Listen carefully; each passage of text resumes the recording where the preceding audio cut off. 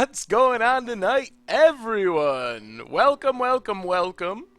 Good to see y'all for our special celebratory 10,000 followers and partnered stream. Thanks to all of you. It's all of you that make all this possible. Without all of you being so super awesome, there would be no 10,000 followers. There would be no partnership. So big thank you to all of you for being so super spectacularly awesome. Oh, welcome, Kifka, Ellen. Oh, Sandstorm, 6 months in a row. I don't know how that's possible because we've only been partnered for a month, but Sandstorm, welcome to the Fishbowl, and thank you for your subscription. Big Scoops cheer for Sandstorm. And Jungle Fiver, welcome to the Fishbowl. Thank you so much for your subscription. Big Scoops cheer for Jungle Fiver. So, I'm excited. This is going to be a super sweet stream. So, welcome, Mechanical Taco. Welcome for all the other first-timers as well. So, super sweet stream. In like an hour or two. Hopefully awesome, dude. So this is what we got going on tonight. We are celebrating all of our awesomeness on the stream, the followers, the partnership, all the awesome stuff. So I figured to celebrate, we are going to do some spell slinging. So what this means is I have a few decks. Eldritch Moon, welcome to the Fishbowl, and thank you for your subscription. Let's give a Big Scoops cheer, if I can type it, for Eldritch Moon. So this is what we got going on. Standard, modern, and also momir are the options. There's a few people that have already asked about playing, and I know other people have mentioned it. So we are going to jump into it, and we're just going to play match after match, work our way through as many as possible in the time we have for our stream, and play a match so you can challenge me in one of those formats. And if you beat me, make sure to email me, saffronolive@mtgoldfish.com, and I will get you hooked up with some free signed tokens. So it might be a bit because Richard has them all and he's on vacation, so it might be a couple of weeks till you actually get them. But if you email me and you beat me in our spell slinging, then then you get some free tokens. So first off, let's try to get this list as much as we can. So I will say, too, our streams are like 3 hours, so we're going to play as much as we possibly can, but we might not get to everyone who actually wants to play, unfortunately. So if you're at the bottom of the list and you don't get to play, hopefully we will be able to do another one of these at some point in the future, but we will get through as many lists as many matches as possible. Also, I have a surprise. Halfway through the stream, we're going to play the treasure chest game. I bought some treasure chests, and we're going to do a treasure chest opening, and we'll see how it goes. If we make our money back, then if you've ever seen, like, the Professor playing the booster box game, if we make our money back out of our treasure chests, then I think we will maybe get some more treasure chests and keep going. So we'll see how it goes, though, but we're going to do some... We are going to do some opening, too, of treasure chests. Treasure chests became tradable yesterday. So, yes, you can buy them from bots now or trade for them. So, right now, at the top of the list is IROH, IROH1177, UGH Twitch, and Menono974. Because you all asked me about this a while ago. Well, if you think that's bad, we actually have a video coming out tonight, 100 treasure chests opened. So, 100 treasure chests are open. Actually, I guess I can just pull this over here. So right now, these are the people at the top of the list that I promised matches to. I've also had Wellman Ben and Clock Guy mentioned it. Who else would like to be added to the list? We're going to start here with the top. These people have already asked. And I don't know how many matches we'll get through, but if you want me to add you to the list, Make sure to shout it out now. So, Sably the Mind Sculptor, R7 Shooter,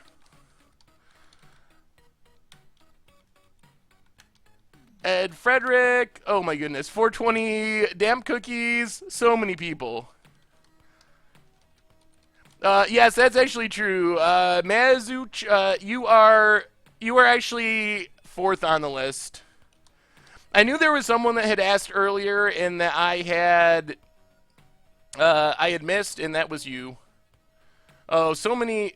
Wow, I did not realize so many people would be interested in this. Edelwin, I see you on there. All right, so probably what we're going to do is we're going to start working down the list, and if we make it through the list that we have now and you're still here, we will add to the list as we go along. Skyworthy, you're on there. Tracy King, I don't know if you actually asked to play. So OpenJV, send me a challenge in the format you want to play. Saffron Olive, I guess you know that. So send me a challenge, and we will get at it. Ethan Magic Brown, Good Pants, I will add you to the list. I don't know how far through the list we'll get.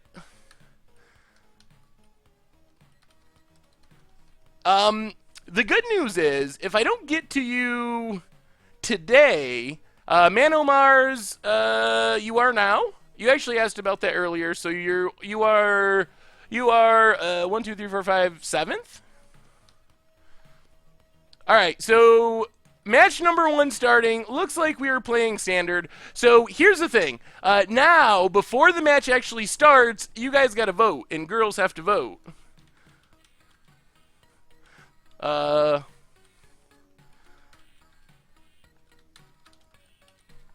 What's the other option?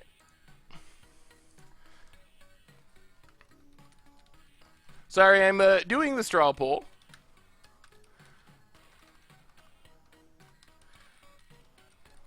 So we'll see if this actually works. The idea is that once there's a challenge, we will put up the straw poll, and you all get to do your voting for what you want to see. We're not going to let the poll go very long. Maybe let's see, maybe like 30 seconds to a minute at the most, because we want to get through as many matches as possible.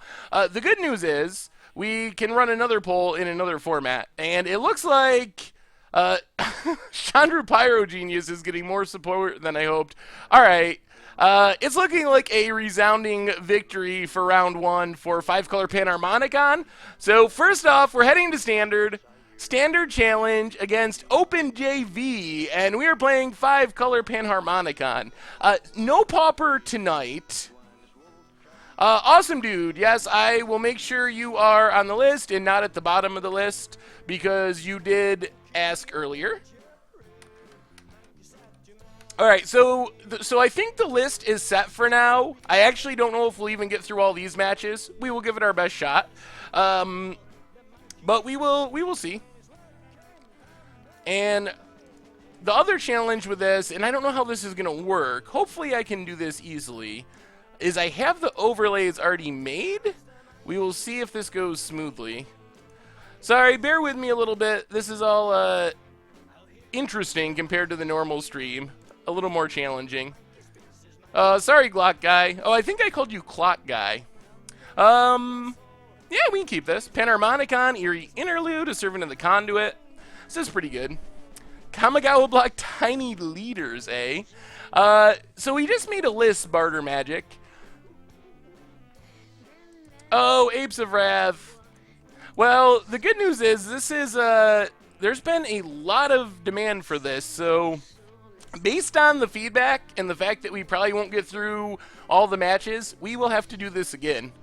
Shambling Vents from OpenJV with the nice elephant avatar. All right, let's crack Evolving Wilds. Freeze up Moto. Whoa! Magic Online did not like that. I guess we just get a forest here? Ether Hub's a good draw. So play Ether Hub. And Servant of the Conduit. Brad R. Magic, I will put you on the list. But... Oh, yes, I will fix that. I will put you on the list, but I'm not super hopeful that it will get to you tonight because there's a lot of people on the list already. But we will have to do this again in the future because lots of people want to play. That's true. No ghosting. Actually, I don't even really care. Will we ever do Pauper? So I don't have Pauper decks built for tonight, but I think it's possible that we could do Pauper in the future. Well, let's do what our deck wants to do. Ether Hub. Slam a Panharmonicon. And pass the turn. Yeah, I think I fixed it, Jay Zoller. We have a new subscriber, R7 Shooter 000. Welcome to the Fishbowl, and thank you for your subscription. Panharmonicon time. Opponent has Westfall Abbey. I don't think anything our... Oh, this deck, though, I think has Anguish Unmaking. So they could just kill our Panharmonicon.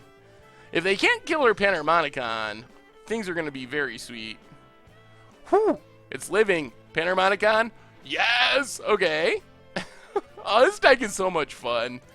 So I think we just start with Pilgrim's Eye. Get some more lands. 2 lands. So we'll grab a Swamp, and it doesn't really matter. We have enough energy and everything that we'll just grab random basics. Get in with our Servant of the Conduit. We're not even really scared of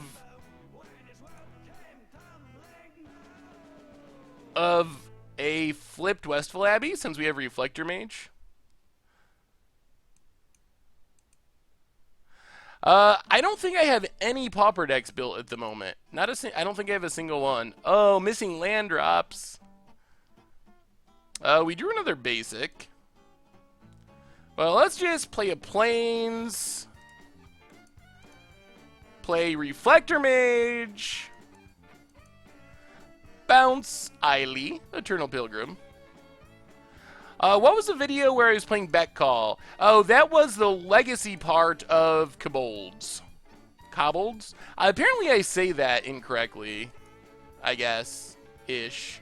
I don't have the Mono Black 1-drop deck. I don't think I have any... Actually, I might have Dimir Teachings built. But I didn't really plan on Pauper, so I didn't do overlays and stuff. But if people want to do Pauper, that's something we could do in the future. MTG Frontier Tony, welcome. Alright, Evolving Wilds. Swing with the crew.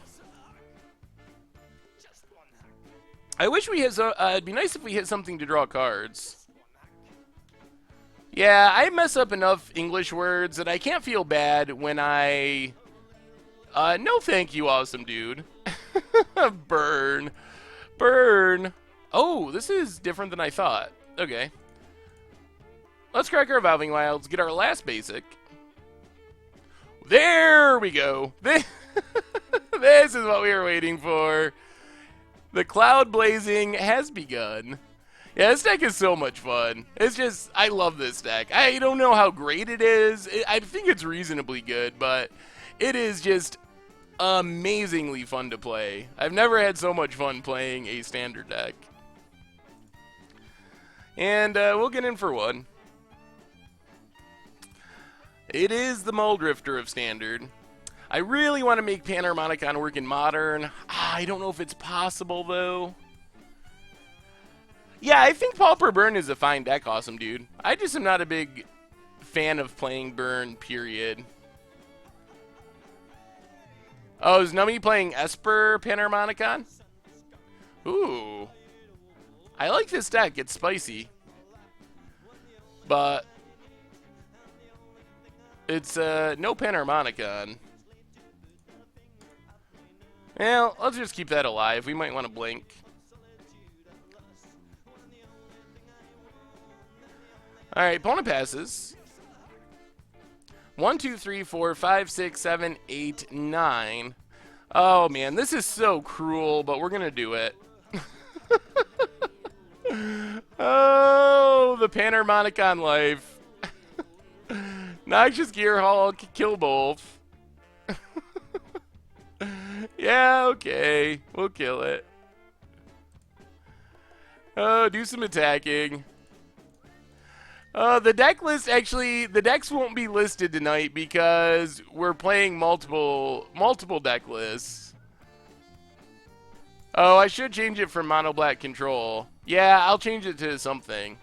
Well, I guess we wait and don't do this yet. I was just gonna Eerie Interlude, but we can do it on our opponent's turn to draw some more cards.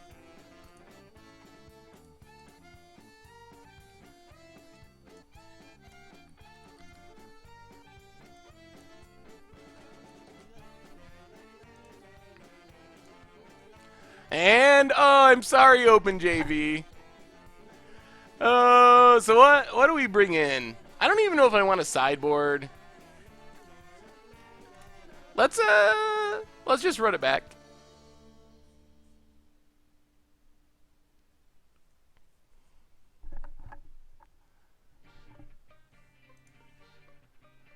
Eerie Interlude is pretty sweet in this deck. So much value. I tried a version of the Harmonicon with Soul Sisters to stay alive long enough. My enemy tried Soul Sisters Norn deck and was not happy. Yeah, that would be a rough matchup. 2-ticket Modern Panharmonicon. Hopefully this has literal Muldrifter, right? Oh, that's sweet. It's like an artifact build. I like it. Yeah, this is fine. Ish.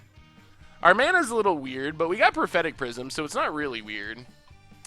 The only bots that I've seen so far selling Commander stuff is Goat bots. So I think that's your best bet. I don't think Card Hoarders or MTGO Traders or any of those even have them listed yet. Ooh. The foil pan. Alright, Evolving Wilds. We'll just grab a forest so we can serve into the conduit. The mana is super weird, but Prophetic Prism makes everything fine. The next opponent is going to be Modern. Thank you, Jay Zoller. That's a good idea. Panharmonicon crushed it on that last one. There's a Hanward Garrison. Ugh, that might be a problem if we don't get to Noxious Gearhulk soon. Although we can probably outvalue it. 1, 2, 3. Pilgrim's Eye. We'll just grab a blue land, I think. And then play Evolving Wilds. Pass the turn. We might still be okay here. Yeah, I guess I should have brought in a the Radiant Flames. I just want to win with Panharmonicon though, not by wrathing our opponent's board. What's the fun in that? We're actually just gonna kill a token. Probably not great, but oh, yeah, that could work. The artifact, when an artifact enters the battlefield, deal damage. There's tons of possibilities with Panharmonicon. Let's crack this. Yeah, that's the only place you can get Atraxa is from the treasure chests. Holdout Settlement. Alright. Well, let's just Panharmonicon. Hope we live another turn. And if we live another turn, we can double Glintnest Crane. We're actually pretty close to dying here. Oh, another Zulaport Cutthroat. I think we might be dead. I have never seen this meld. I've seen the other melds. Not the common one, but I've never seen anyone meld a Hanward Garrison. Ever. For some reason. Alright, block a token. Drop to 9. Yeah, Radiant Flames would have been good. I guess we could draw mana that lets us cast Gearhulk. Lumbering Falls does not do that. Prophetic Prism. Draw 2. We need Phil. Oh, another Gear Hulk. Gluttonous Crane. Yeah, I think we're dead. There's Filigree Familiar. I guess I could have Gluttonous first. Maybe that would have been smarter. I think we're just dead here. Filigree Familiar. If we live another turn, we're not dead, but I don't think that's going to happen. We block. I guess we live one more turn. We might actually be alright, as weird as this sounds. Holdout Settlement, if our opponent doesn't have removal or anything. Gluttonous Crane, again. What do we get? Hey, what's up, Froglog? Yeah, let's take Panharmonicon. Can never have too many Panharmonicons. Shh, no good. Don't tell him. Alright, everything to the bottom. Pass the turn. Yeah, we probably are actually dead. Gonna die with 3 Filigree Familiars in hand. Opponent. Chest opening's gonna be after about halfway through the stream, so. Opponent goes attacking. We do some blocking. Block and block.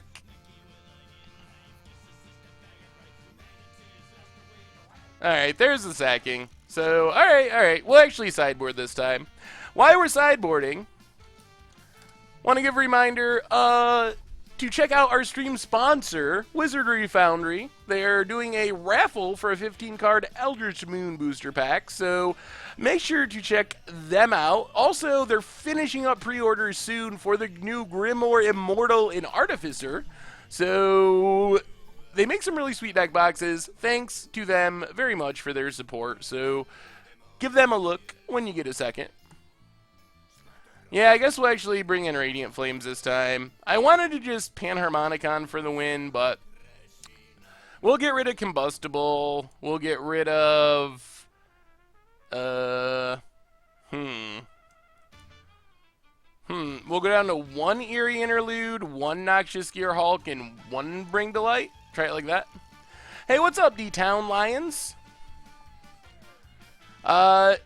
Armored Shoes. So you may have noticed that Commander Clash actually switched to 1080 for the last episode. So I think that hopefully within the next month or two, hopefully everything will be 1080. That is the goal and the plan. So it's in process. Commander Clash was the first to switch over. There's a mountain for our opponent. Let's just play another Lumbering Falls, pass the turn. Bring the Light is sweet. No Panharmonicon, but that's alright. Zulaport Cutthroat. Yeah, we might just Reflector Mage it. Yeah, it uses our energy. I think we still Reflector Mage. I think this is the smartest thing to do. What's up, Daster? Well, I appreciate your dedication. Europe is definitely a crazy time zone for the stream.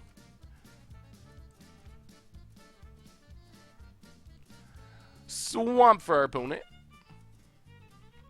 It's kind of hard to get the colorless mana for Displacer. Ooh, Behind the Scenes. That is a spicy one.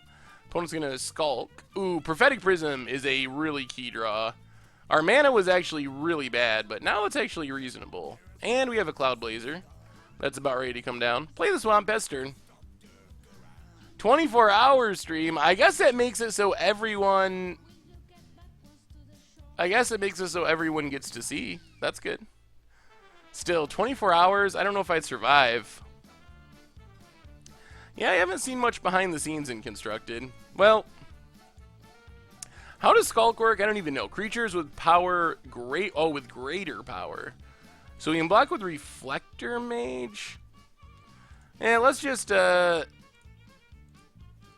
Cloud Blaze here, I think. If your choice is between drawing cards and doing something that doesn't involve drawing cards, usually pick drawing cards. Pass turn. In the US, it is 6:24 p.m.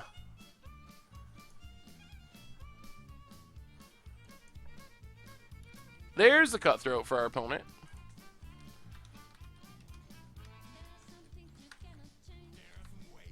And the Weaponcraft Enthusiast. This is an interesting deck. The first game I thought they were straight blue-white, and now they're like straight straight red-black.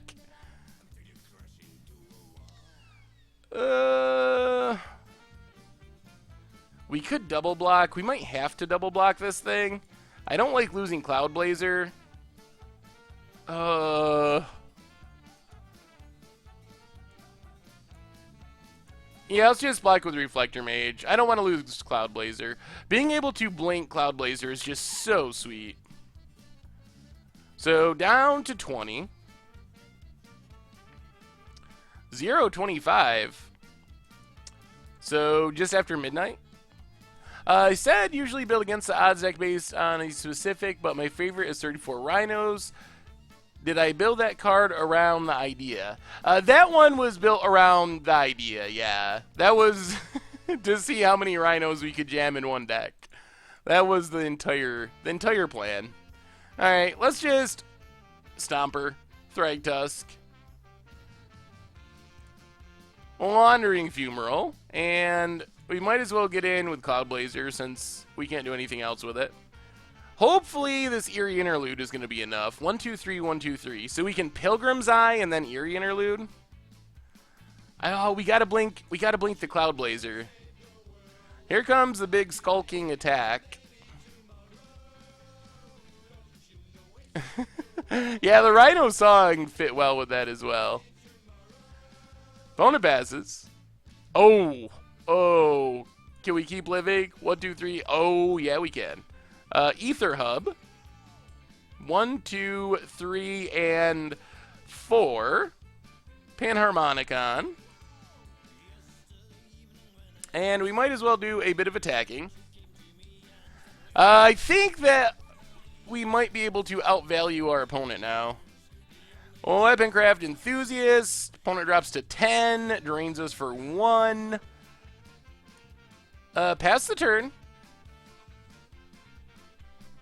Any plans for standard red-white control video? It's possible that it could show up for Mucha Brew. I haven't actually checked to see how the voting went. Opponent goes with a big attack. Yeah, if I'm playing for fun, I'm usually playing control or some sort of combo deck. But mostly control is kind of my thing if I'm playing not for videos or anything like that. So we dropped to 16. No! Ah! Yeah. I didn't have the second main phase set stop set. That's disappointing. 1, 2. Well, let's play this. 1, 2, 3, 4, 5. Let's just bring to light X5.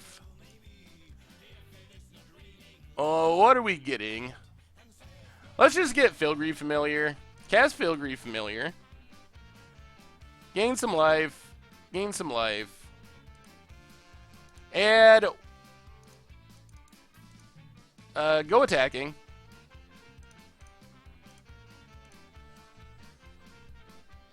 Yeah, that was a misplay. Because if we waited to the end step, the creatures wouldn't come back to our end step. And that would be bad. I mean, it's not the end of the world. This is actually fine because we can just do it on our second main phase and get them back on our end step. And I wanted to blink everything with Eerie Interlude, but I didn't have a stop set at the proper time. But it's not really going to matter because we blink everything now. Our opponent said, "Oh Lord," which is a very good exclamation for this situation. So let's see. We gain 10 from Arborback, gain another 4, so 14 life gained, 16 life gained, 18 life gained. We also draw 4 cards, and we get to bounce 2 creatures. Reasonable. I don't even know if we need to Radiant Flames now. I just don't know if it really matters. Yeah, I guess I could have. But we're at 36 life, so I just don't know if it really... I don't know if it really matters. Our opponent can't recast this stuff anyway. Awesome, dude. You were like 5th or 6th, somewhere in that range. Do we just win here? I think if we cast a Reflector Mage, we can just win. Reflector Mage. Bounce. And bounce.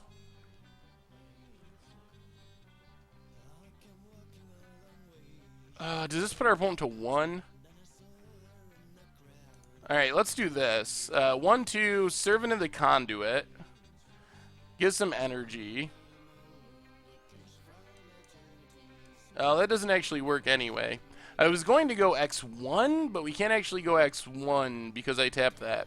Alright, whatever. I don't think our opponent actually dies here. We can't Radiant Flames X1 though because I don't have 3 red mana. I could have cast it earlier before I tapped this Ether Hub. And we got the GGs. Well, thank you, OpenJV, for our first match of our Spellslinging stream, our celebration stream. So I survived our first slinging match. So who's next? I heard we have a modern player that's next on the list. So if you're next on the list, let's see. UGH Twitch, I believe, is next on the list. Send me a challenge, Saffron Olive, and we will battle it out. I'm going to have the next poll up momentarily. For modern, is UGH Twitch in the house?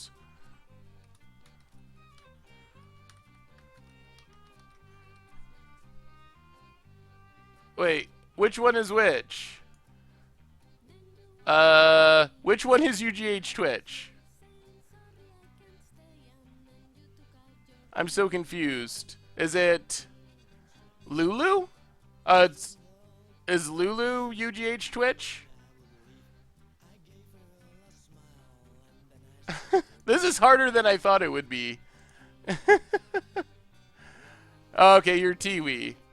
All right, so let me stick the poll up, and we will get on to our second match.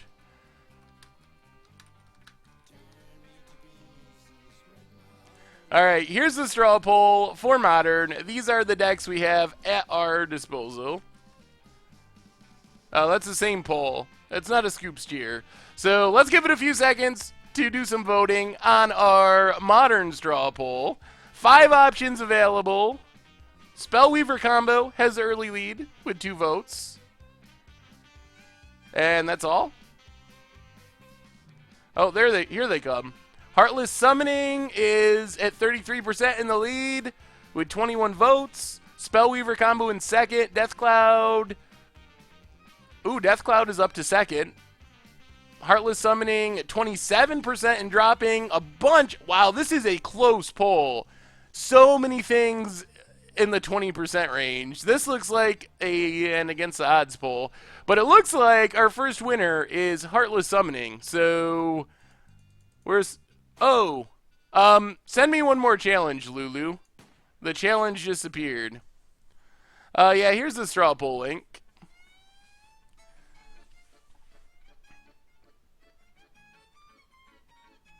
I guess I didn't join fast enough, so send me one more challenge if you can hear this and didn't turn off the screen to play. Deathcloud is fun. You really don't like Deathcloud? All right, there's Lulu.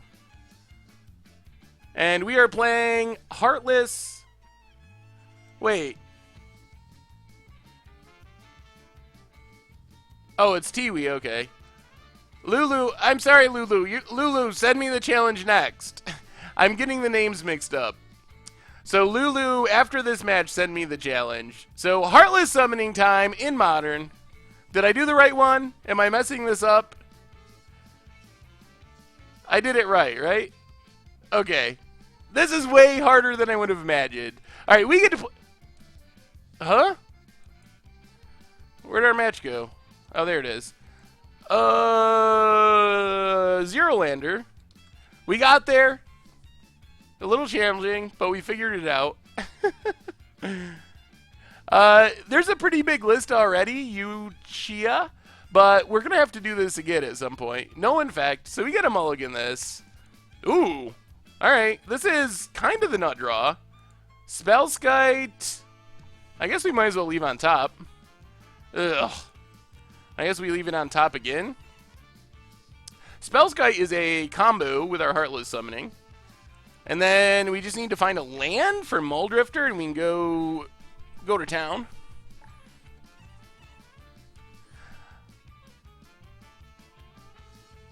Temple Garden. Oh no, is this Boggles? Are you really gonna Boggles me? Well, let's Heartless Summoning. Play a free Spellskite. Zach Workman, welcome to the Fishbowl, and thank you for your subscription. Let's give a big scoops cheer for Zach Workman, our newest subscriber. All right, pass the turn.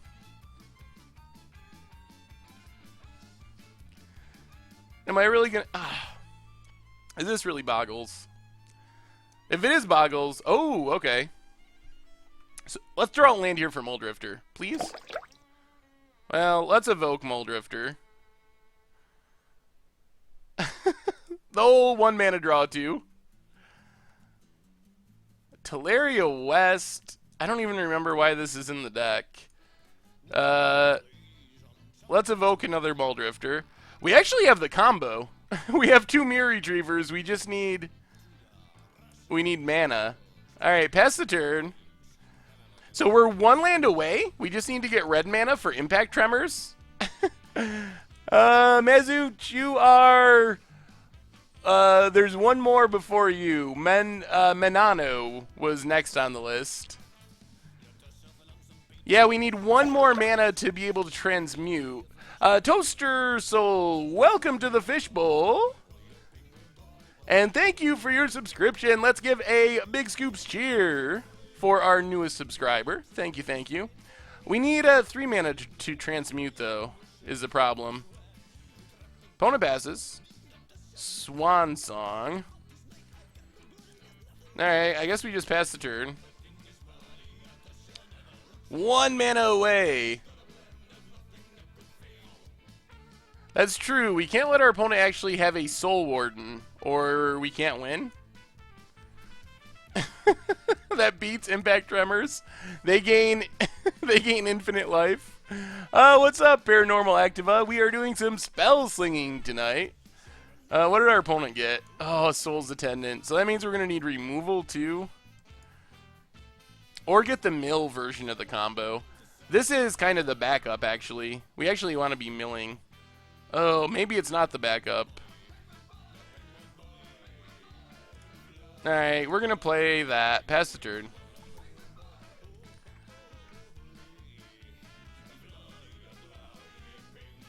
I was trying to hold this land so we could transmute it to get a red source for Impact Tremors, and then we could get the combo kill.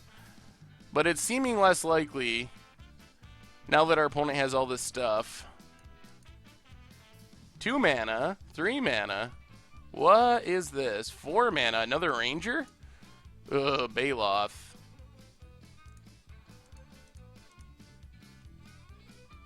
Alright, let's kill the Pride Mate. Muddle only transmutes for 2, though.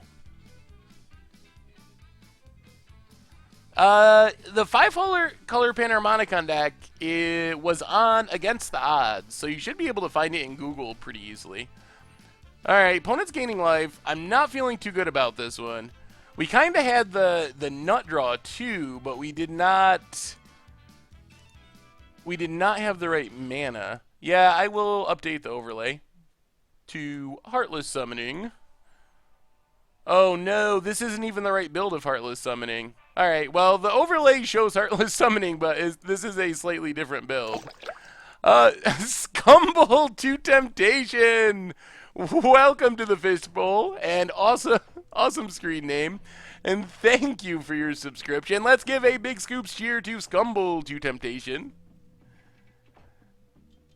So the Matcha Brew series is connected to the instant deck techs we do. So the most popular instant deck tech of the week, we play for Much Brew. There's a Valving Wilds. Do we live another turn is the big question. Now let's transmute Muddle.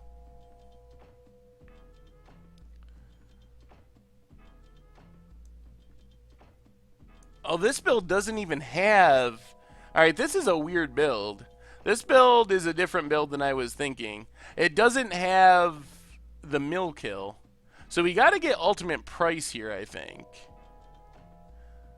We get ultimate price.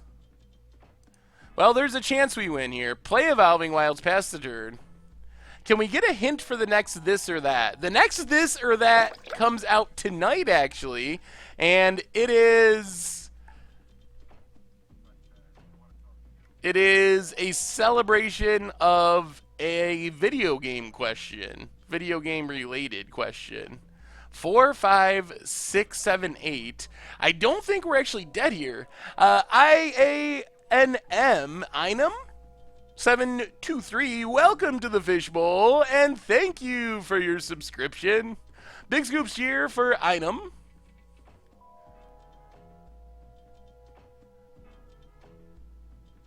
So Pride Mate ticks up. Opponent goes to combat. Are we really going to pull off the win here? Swings with everything. As long as they can't kill Heartless Summoning. We block a Johnny's Pride Mate. Drop to 4. Crack Evolving Wilds. Get our Mountain. Wow, I think we're actually going to get the combo kill. So we play Impact Tremors.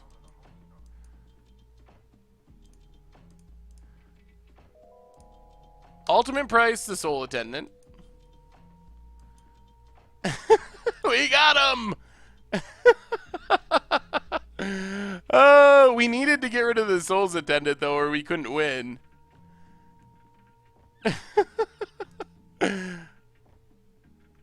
And we actually get to get back our Spellskite for protection. Now we just have to ping our opponent 27 times. We'll cast the Spellskite for defense. Ping our opponent. Now we just do this Mirror Retriever loop. The main challenge now is just not misclicking. Because you can't really auto-set this, I don't think, because it's a new creature each time.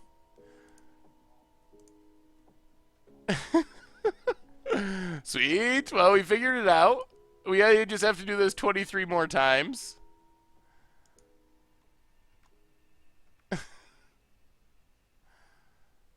22 more times.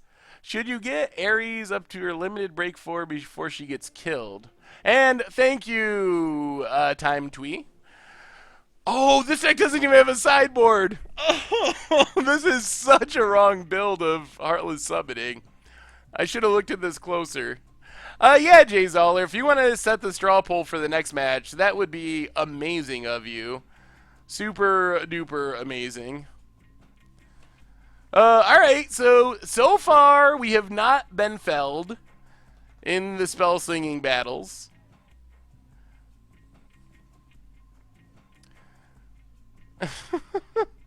So we played Heartless Summoning on Budget Magic, I think, and I was going through my old lists in Magic Online and like deleting some that I didn't need anymore, and I saw Heartless Summoning. I was like, oh, this will be sweet, and I opened it up and just glanced at it. It was like, okay, it's got 60 cards, Heartless Summoning, Muldrifter, but I did not look very closely at it. This is not the same exact build that we played in Budget Magic. This is like a weirdly upgraded build that might actually be worth, which is synonymous with worse on Magic Online. Essence Warden.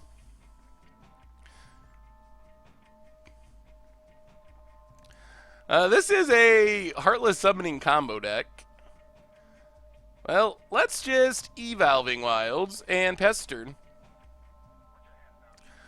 At least we're going to be able to draw some cards with our Muldrifters. We do have to kill Essence Wardens, though, if we're going to win. Why do I do two person queues in budget magic versus leagues? The main reason is there's a lot of duplicates in leagues, and people don't really enjoy watching duplicate matches in my experience making videos. Oh boy. There's Ascendant, opponent's gaining more life. I mean, the deck does work. The combo is fairly efficient. This build probably could be better. Definitely could have a sideboard. Opponent gets in for one. Well, let's get our mountain. We're going to need our mountain for our impact tremors. Unfortunately, we have to kill all their souls creatures before we actually win. Ooh, alright. So polluted delta. Crack it. Get a watery grave. Untapped. Play a heartless summoning. Play a spellskite. Opponent gains some life. Pass the turn. We have a new subscriber, Armored Shoes. Welcome to the Fishbowl, and thank you for your subscription. Big scoops cheer for Armored Shoes. I literally do not know if we have enough removal to kill all these Soul Wardens.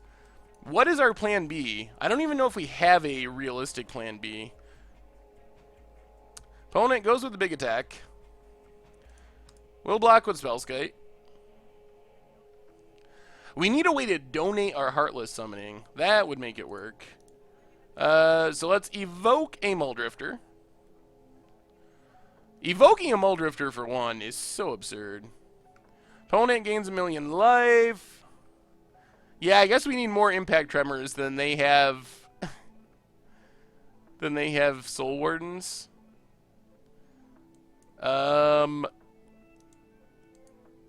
So many tap lands. Play Evolving Wilds, pass the turn.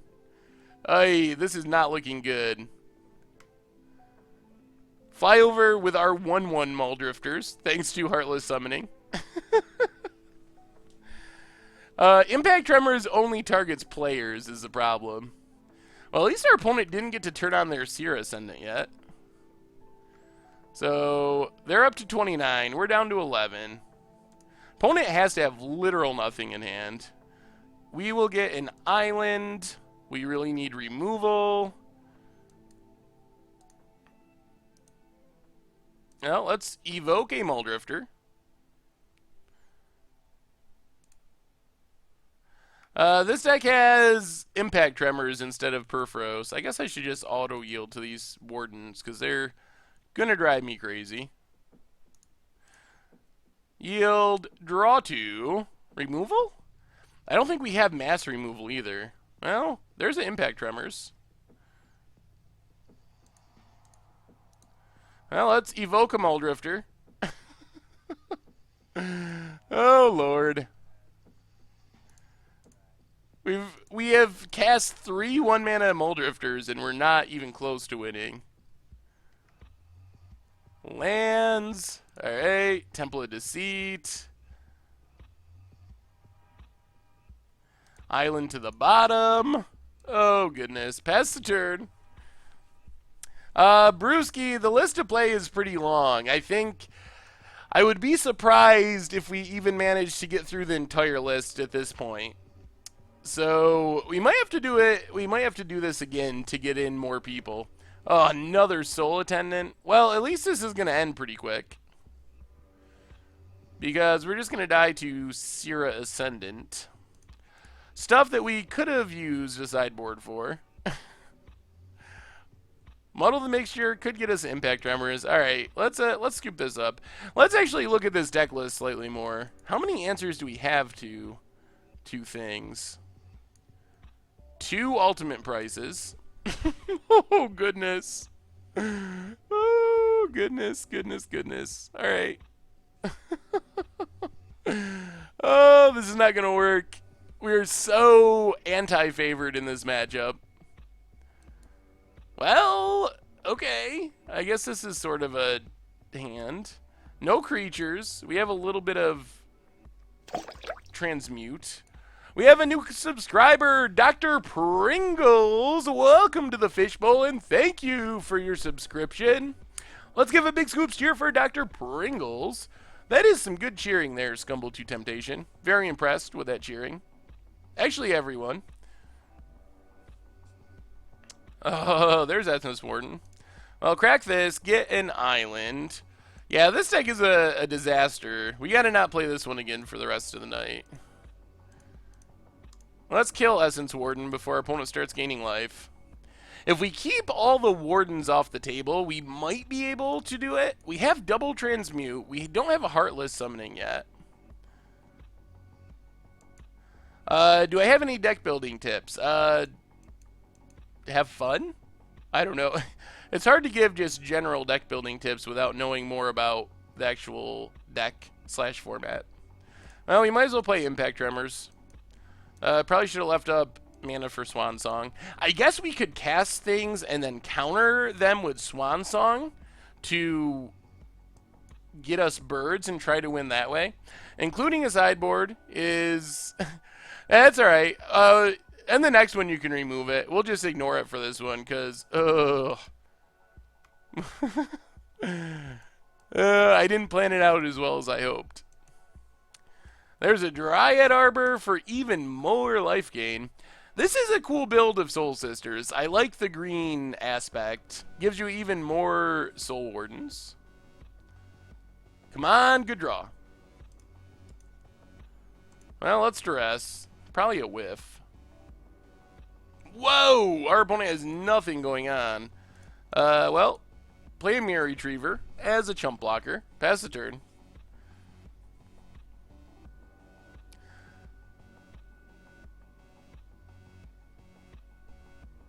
No! Oh my god. Our opponent, we just saw their empty hand and they peeled a path. Things are looking grim, boys and girls. Very grim. Well, let's see what we draw. It's another Swan Song. Hooray. Well, let's transmute Muddle. Get our second ultimate price. Pass the turn. Hey, what's up, Average Toaster? That top deck was good, but we were not very close to winning anyway. Opponent does some cracking. Obstinate Baloth comes down. Yeah. Now I think we're very dead.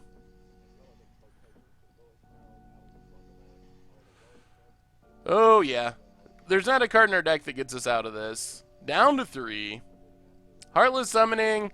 Good game. Time Tiwi. We have our first loss of the Spellslinging night, so send me an email, Time Tiwi, and we will get you some signed tokens once Richard's back from vacation.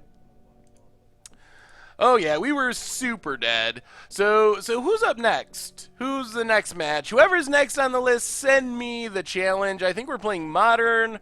I don't remember who it was, but you know who you are because I said it before the match. So it looks like, I think it's Minano? Is that who's next? Yeah, Lulu, that's who we were waiting for. Let me look at this poll. Where's the poll at? Oh, if you haven't voted on the poll, do it. We have 2 options that are tied on the top of our poll. At the very tip top. Death Cloud and Spellweaver combo fighting it out. Minano, I'm sorry. You're next, Minano. Also in Modern. Let me do Lulu first, and then Minano is next. Sorry, Minano, you are next, and then Mazuch is next after that. So, looking at the poll, Spellweaver combo is in the lead, falls behind. Well, the good news is we have 2 options. We have 2 options that are running ahead. So, Death Cloud is first. Death Cloud against Lulu, and then Minano, we will do Spellweaver combo. So, hopefully this deck actually has a sideboard. Clock Guy, you are Minano, Mazuch, Wellman Ben, then Clock Guy, then Awesome Dude is the next few that we have listed. Chest action, possibly after this match, or maybe the match after that. 1 or 2 more matches, depending on how long the matches take. Alright, this hand's fine-ish. No real action, but we'll take it. Quick reminder, if you're looking for old streams, including this stream in the future, check out the MTG Goldfish replay YouTube. Mazuik. Alright, got you, Mazuik. I guess that makes more sense. We even have nice lands in this deck. I remember this. Deathcloud is fun. I actually really like Deathcloud.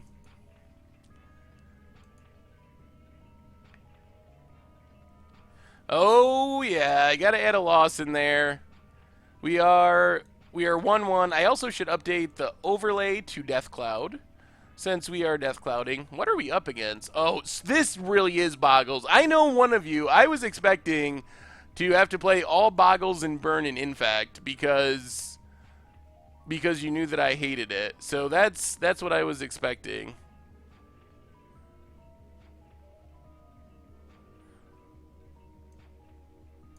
Okay. I don't know why that's popping up over there. Overlay, Deathcloud.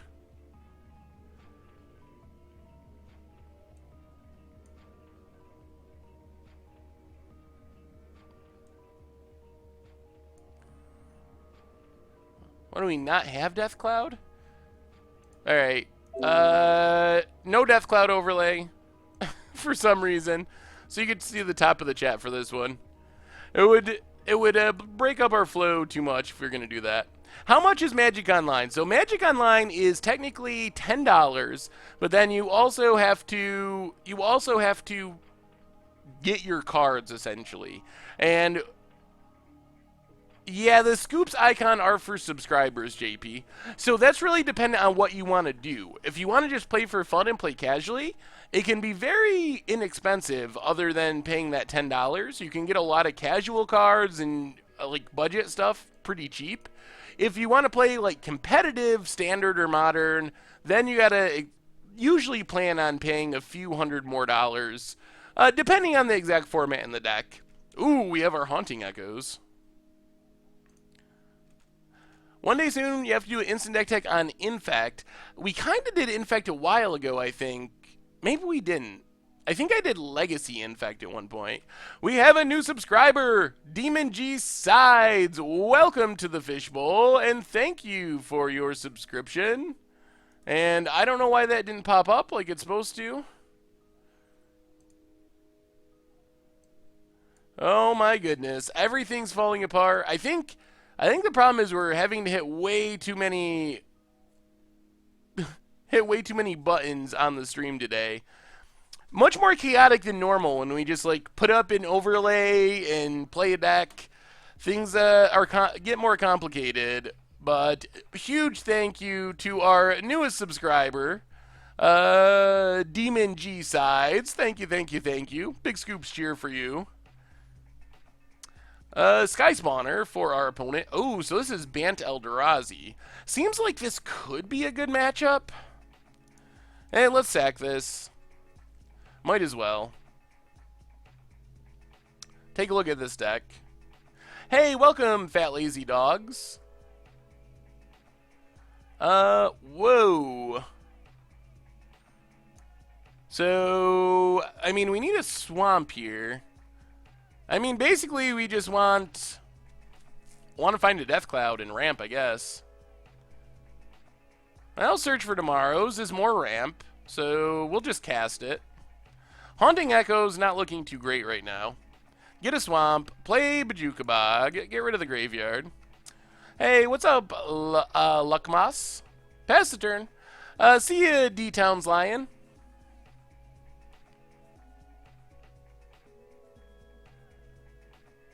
Some of these decks listed are against the odds decks. The ones that have been voted on so far have been mostly budget Magic decks, but some of the ones that are listed on there are against odds decks as well. Oh, yeah, I don't know if that mono blue mill deck can actually win, but it is hilarious. Alright. Let's pay some life, kill that, discard a forest. Yeah, Haunting Echo's not looking great now. Exiles all cards from their library, their basic lands, then you exile all those from their deck as well. Death Cloud? Alright, well... can we even play Garrick? I guess we can. It doesn't just die. Untap a couple lands. Pass the turn. Oh, Knowledge Pool Lock was one of the best against the odds decks. That is true. That was one of my all-time favorites. Yeah, it's hard because there's only like 5 different lists, so it's semi-random. Next time, maybe we'll have to vote on the list beforehand. Oh, no, another Smasher. I guess I should have Haunting Echoed. So there goes Garrick. We're still in this game if we just peel a Death Cloud, but it's got to be this turn, I think. Yeah, I can't imagine that Mono Blue Mill can actually win that build of it. Alright, that's a Guildgate. Well, we kept a land heavy hand and just never found any action. Bant Eldrazi. I guess we can bring in Rain of Tears? Rain of Tears actually seems pretty good against Bant Eldrazi. We have Liliana's to find Death Cloud too. Smallpox. Is this man? This deck seems like it should be just an insane matchup against Bant Eldrazi, but yeah, Philharmonicon. That deck is super awesome too. Knowledge Pool, I guess I just like because it locked people out of the game. Yeah, Rashmi was interesting for against the odds. It's hard to really get that big effect out of it, but it's a really fun card. I enjoyed playing it. Let's do that. Signet, Secure Tribe Elder, Doomblade. I guess we can go down Solemn and try it like that. That was Curse of Death's Hold. It gives all of our opponent's creatures a -1/-1 until end of turn. Would we like to play first? Yes. Oh, alright. This hand comes with not only ramp, but a Death Cloud. We don't have anything that's going to survive Death Cloud, but I think that's okay. So I think this hand should be very good, assuming we don't get Thought Not Seared, Thought Not Saw. The robot's sadder than usual today, as it gets sideboarded out.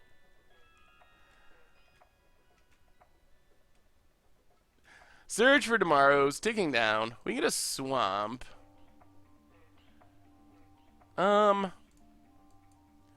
Let's just play the Swamp, play Secure Tribe Elder. Pass the turn. Is there a better clip than the double 1 mana into Chalice Shame Scoop? No, that was one, that was just a great moment. So this is Death Cloud. The main idea of Death Cloud is to ramp up, get more lands on the battlefield than the opponent. Also, hopefully have a Planeswalker sitting around. And then we cast a Death Cloud, destroys all of our opponent's stuff. Oh, Flying Machine 29, welcome to the Fishbowl, and thank you for your subscription. Give a big scoops cheer for Flying Machine 29. Did it pop up that time? There it is. All right, subscriber notification back to working somehow. I do not know what's going on today with the stream. Oh, punished for not getting green mana there. So let's cast Search for Tomorrows. Get a green source. Play Jungle Hollow. Gain a life. Pass the turn. Garrick is good because it sets up our Death Cloud. So this is mostly like a ramp card for untapped 2 lands. So that's the main value of our Garrick here. Smallpox. Alright, so let's lead on Garrick. See if this gets countered.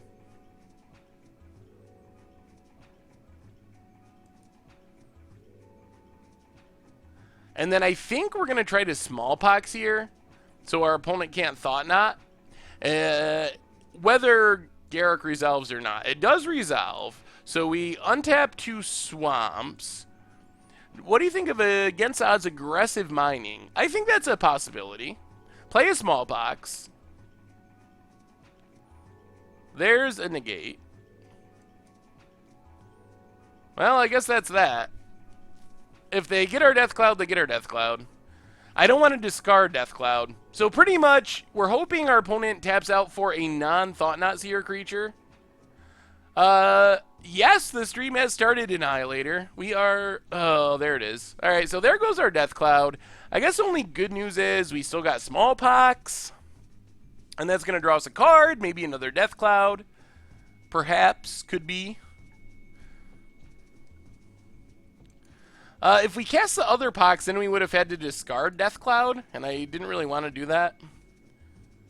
So let's play our Forest. Smallpox.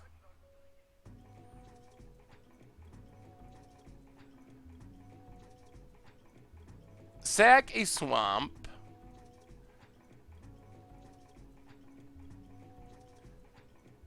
Draw a card. More Garrix. Okay. Well, let's start making beasts, I guess. Make a beast.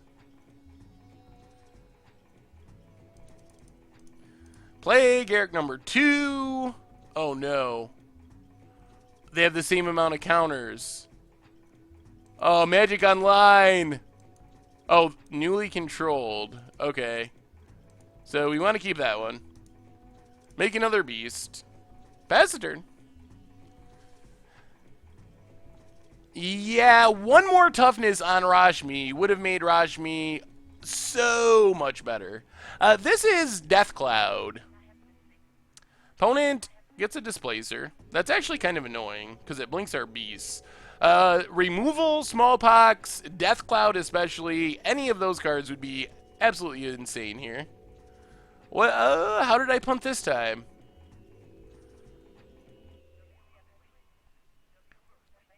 Can I see what you're thinking of my update of turn 2 tokens? Of course, Brony.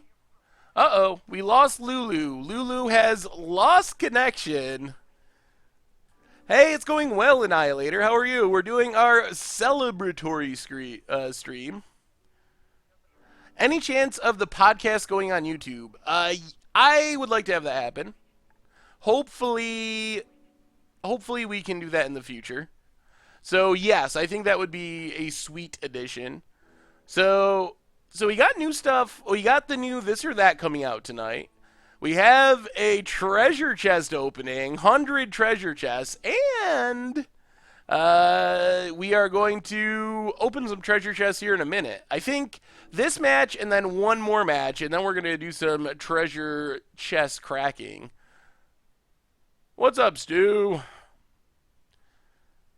The overlay is missing for this one for some reason. Lulu, where are you? That's Magic Online. There's always something. Yes, 100 treasure chests. 100 treasure chests. Well, if Lulu's... Okay, Lulu's back. Good on you, Lulu. So we can keep trying to Death Cloud our opponent. Opponent passes. Or we pass. Someone passes.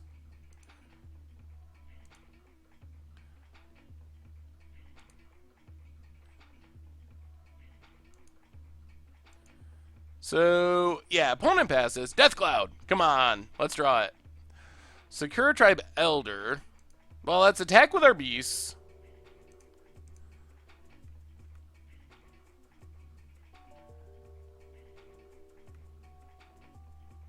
When do we post the video onto MTG Goldfish Replay? It's usually up within 24 hours. It depends exactly. It's got to like upload and some stuff, so it's usually up within a day. Sometimes it's super quick, like an hour. Other times it's like within a day. Yeah, I'm a fan of fractals. They make good backgrounds. Let's see what Lulu does. Lulu passes. Guildgate. Okay. Well, let's untap some lands. We've kind of stalled out. I don't really want to lose our Garruk, and they can blink 2 beasts, so let's pass the turn. 100 chest opening is going up tonight. Should be about 3 hours from now, a little less than 3 hours from now. So you might have to catch it in the morning. Iro, thanks for the game. Catch the replay. If you're looking for the replay YouTube channel, you can find it here. Also, I don't think I mentioned this yet. If you want to support the stream, apart from the usual stuff, check out the merch page, tokens, t-shirts, all that stuff. Our opponent did not blink anything. Come on, Deathcloud! Deathcloud would be so sweet. Well, Thragtusk is actually pretty sweet too. Never complain about a Thragtusk. Thragtusk is always absurd.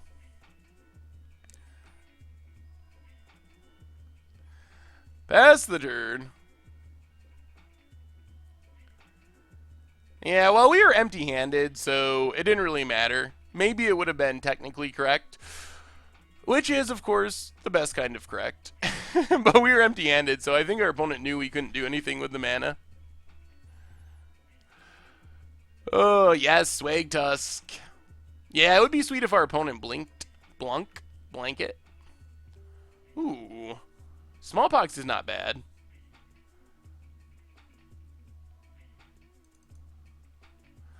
Well, let's Smallpox.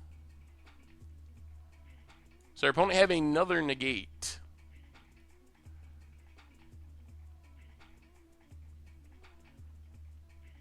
Okay, they blink a beast. Sure.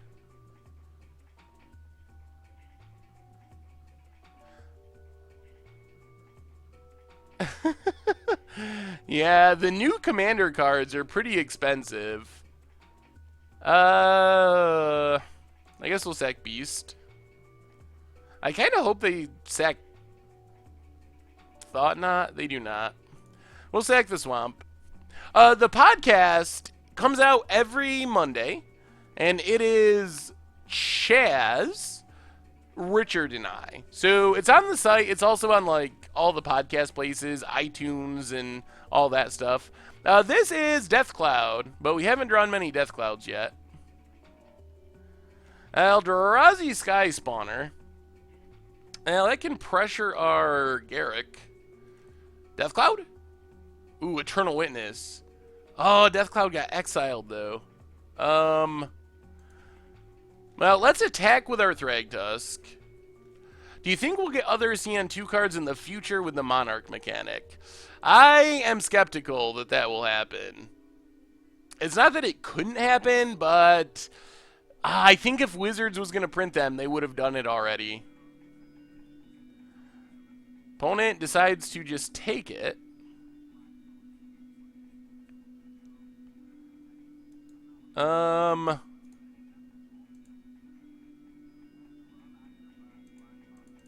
Well, let's just keep going. Eternal Witness. Get back another Smallpox.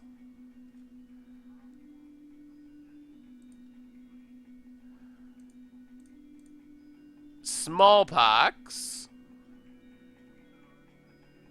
Opponent's down to 4. Maybe we'll just Smallpox our opponent to death. Very slowly.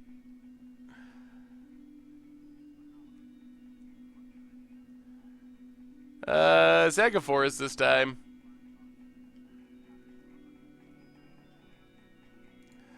Take up our Garruk so it doesn't immediately die. Pass the turn. This feels like a really good matchup against Bant Eldrazi. Can we have an ATO of Rites of Passage and Pestilence effects? Ooh, that sounds sweet. Am I going to compete? And our opponent scoops it up. All right. Okay. Resubmit. Am I going to compete on VSL? Not that I'm aware of. I don't think you'd want me to compete on VSL. Remember that Kobold deck that we did a deck tech of and went 0-4? Me playing Vintage against LSV and Efro and all those guys would probably, that would be the end result. I'm just not a Vintage player. Can we have more Stu on the podcast? We need more Stu on the podcast. Do I think they will reprint Chalice of the Void in Modern Masters next year? It's a possibility. It's not the kind of card that they really focus on reprinting, but it's definitely a possibility that it could be reprinted. We have a new subscriber, Dev Oloki64. Welcome to the Fishbowl, and thank you for your subscription. So I like vintage. I do. Let's give a big scoops cheer for Dev Oloki. I like vintage. I like the cards, the powerful cards, and all that stuff. So I like that aspect of it. I just have never really played it. And vintage looks like a very difficult format. Like, I would have to learn the matchups and the interactions and so forth and the timings.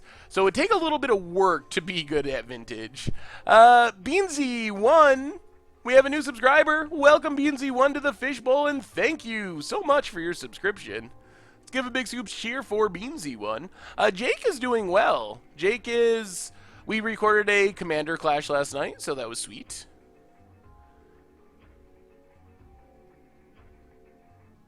Well, Let's play a Forest, play a Secure Tribe Elder.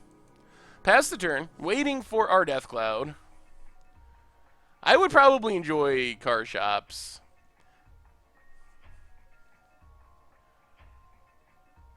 That's true. I probably could have won the Vintage Championship this year.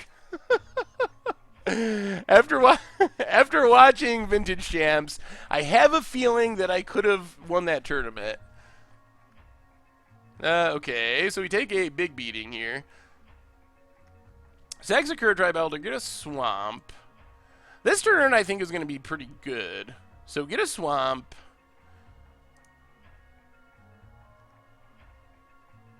Ooh, Thragtusk. Oh, this makes me want to not go down a land. All right, 1, 2, 3.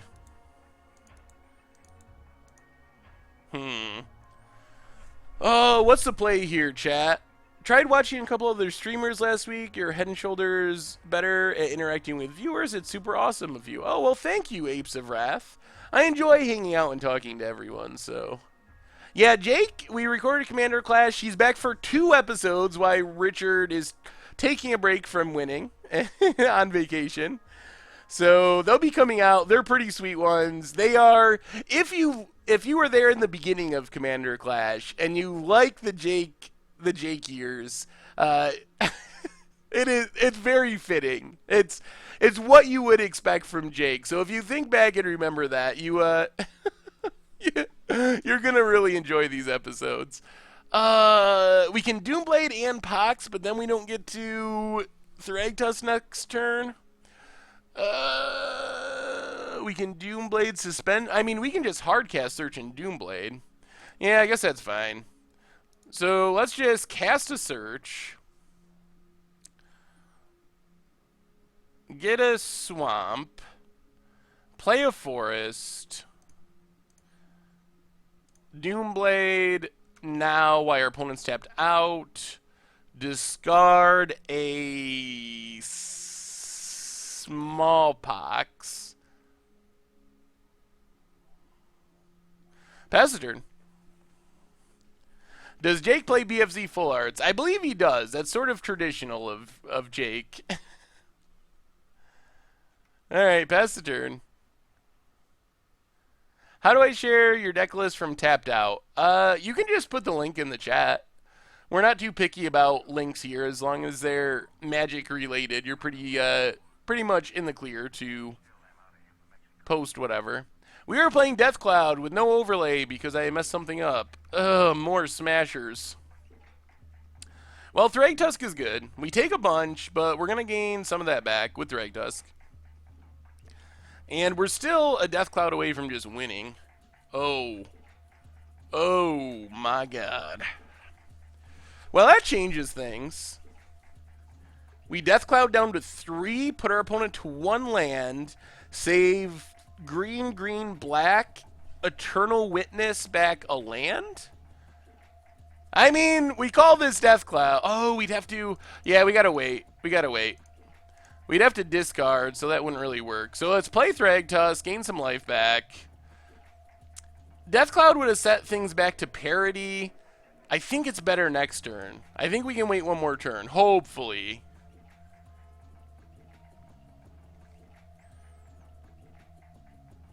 The Guru lands are actually really cheap on Magic Online. I mean, not like normal basic land cheap, but comparatively cheap. Mechanical Taco, thank you for the host. Definitely appreciate it.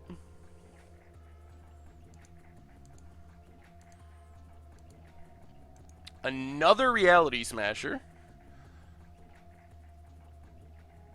Does this kill us? We block here, 5, 6, 7, 8, 9. This puts us so low that we can't Death Cloud. Wow. Wow, triple smasher. And that does it, boys and girls. There's no way out of that. All right. Well, no one expects a triple smasher. Good game, Lulu517. Send me your email. I'll get you those tokens. Oh, you're hosting me from your pocket, Mechanical Taco. All right, who's, let's see. I'm going to say this wrong again because I always do. Mazuchi? Maziuk? Maziuk, it's your game. We're playing Spellweaver combo in Modern this time. Yeah, maybe I should have done it.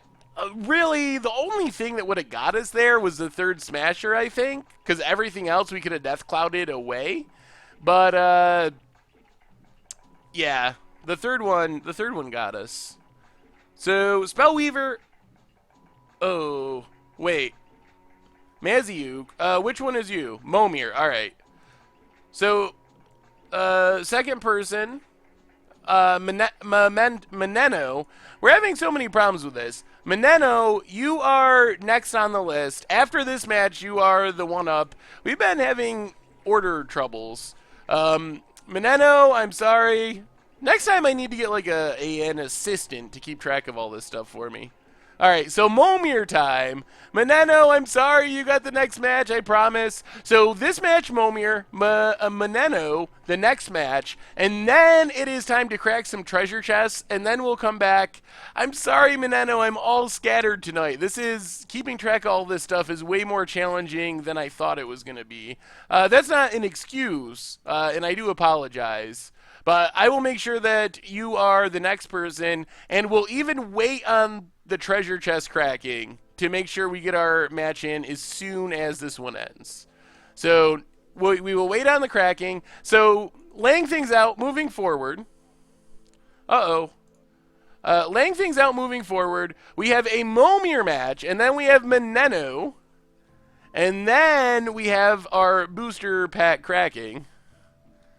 So let's do some Momir. Why we're getting this match, a quick reminder of Wizardry Foundry, our stream sponsor. They are doing a raffle for an Eldritch Moon booster. So follow the link to sign up for that. Also check out their sweet deck boxes like the Immortal, Grimoire Immortal and Grimoire Artificer. Pre-sales going on now. Did you tap out, Timothy? What do you think, you're playing Commander? What do we get? Aboro Breeze Caller. Return a land to your hand, tap a land. Huh. I guess that could be reasonable. Ooh, Edgewright. If our opponent ever gets Metalcraft, that will be bad. I am not a fan of the zero drop plan.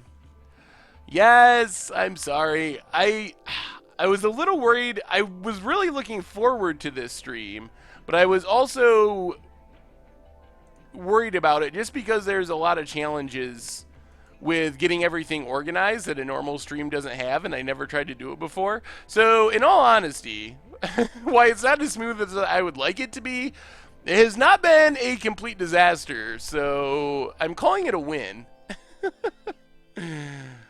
Oh, what's the 3-drop from across the board? Cinderbones. remember, remember Richard's skeleton commander deck that lost instantly? I'm pretty sure he played Cinderbones. I'm not a believer in Waste and Momir. I've played a lot of matches in Momir because, well, I've played it for a while, but the stream also really likes it, so we played a lot. And I've seen exactly one time where a Waste was relevant. Someone hit the colorless tapper. So, pass the turn. We're getting lucky and curving out with flyers. Flying Hill Giant, not bad. Opponent. Spells your opponent's cast Sitar. Okay, Curse Witch. Cannot flip around, so just a 4-2. Citrus, the orange. Unfortunately, we already have a really long list for today. Wow. We are getting the nuts. Big flyers all around. Oh my goodness. Woebringer Demon starts the sacking, so each upkeep someone has to sacrifice. If something can't be sacrificed, then Woebringer Demon is sacrificed. Yeah, because they're technically tokens, so there's no backside to a Momir card. So they can't be flipped.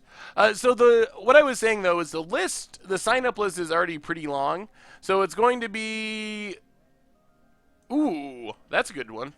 It's going to be challenging to get in a match tonight.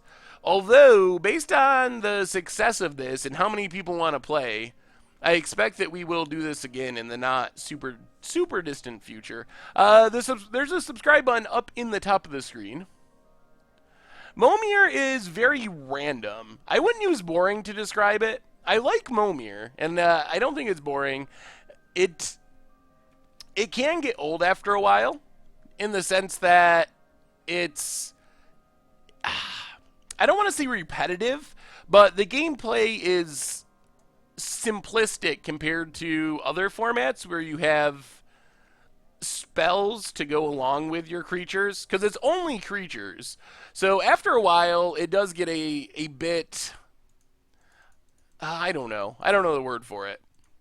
So I like it, but I couldn't play it as my primary Magic format, is the bottom line. Yes, it is a random game that uses Magic cards. That is essentially exactly what Momir is. The variance makes it fun, though. You never know what's going to happen in a game of Momir. It might be time to give up on this Woebringer. Ooh, alright, we'll play a Forest. We can make a 10-drop. Is 10... What do you get at 10? Eldrazi? There is a spell version. I haven't played it before. Mojo something. Alright, let's make a 10. I know there's Eldrazi here. There's also probably some really bad stuff. Ulamog! Ulamog is not on the bad stuff list. Am I going to open 100 chests on stream? So no. We have a video coming out on the YouTube channel tonight where I open 100 chests. I have... Oh, wow! Oh, the bounce Kraken at the perfect time. Whoa! Okay. Well, that was good. Now we can't even make 10s. Oh, we got him back. Sphinx of the Steel Wind is not just game ending, but it is very strong. There's a format where you name a spell you cast for mana you tapped. Spell should be the same as a spell and can't be used twice. That sounds sort of like what we were talking about. The spell version of Momir. Wow! Can we attack into this? Pro green and red. Alright, pro green, that works. Get in with our Sphinx of the Steel Winds. Mental Magic, okay. This is a random format. So, Momir, Vig, Simic Visionary, the Avatar, lets you each turn pay X and discard a card, and you make a random creature token equal to the amount of X you have paid. I was not tapping the forest because 8 drops are usually better than 9 drops. If I had the choice between making a random 8 drop creature and a random 9 drop creature, I would pick the 8 drop. 10 drop is different. 10 drops, there are some very powerful options. Yeah, 10 has Progenitus, which is very good. Ulamog is very good. 9s are kind of weak, though. Opponent taps out, getting the F8 value. Alright. 2-drop is Exiled Bogart. Oh my goodness. This card is so bad. When it dies, we gotta draw a card. That's true. And Momir actually not allowed to have a sideboard, though. Sky Spirit's actually pretty good. 2/2 flying first strike for 3. As far as decent 3-drops go, we get Workshop Assistant. When it dies, return an artifact from your graveyard to your hand. Yeah, I don't know about that Progenitus promo. Wall of Wonder. 1/5, you can pay 4, becomes a 5/1 and can attack until end of turn. So our opponent, does this have flying too? It does not have flying, okay. Well, at least it's not flying. And our opponent's probably never going to have the blue mana to activate it. Ooh! Oh, we can go for the mill win. I don't think I've ever got a mill win in Momir. And we're going to go for it. We're going to... Ooh, jeez. Our opponent's hitting some good stuff. I think we're going to try to get the mill win. So instead of making a 5-drop, let's play an island, make a 4-drop, and... Oh, this isn't practical, is it? We're going to try it. I just want to try it because I've never done it before. Again, no backsides, so no Thraben Militia. If our opponent gets too far ahead, we might have to stop playing off curve and start playing actual cards. Vidalcan Entrancer was a sweet limited archetype. Oh, God. Jeez. It does not have haste. Alright, Flying Trample, but no haste. If we block with this, we got to discard a card.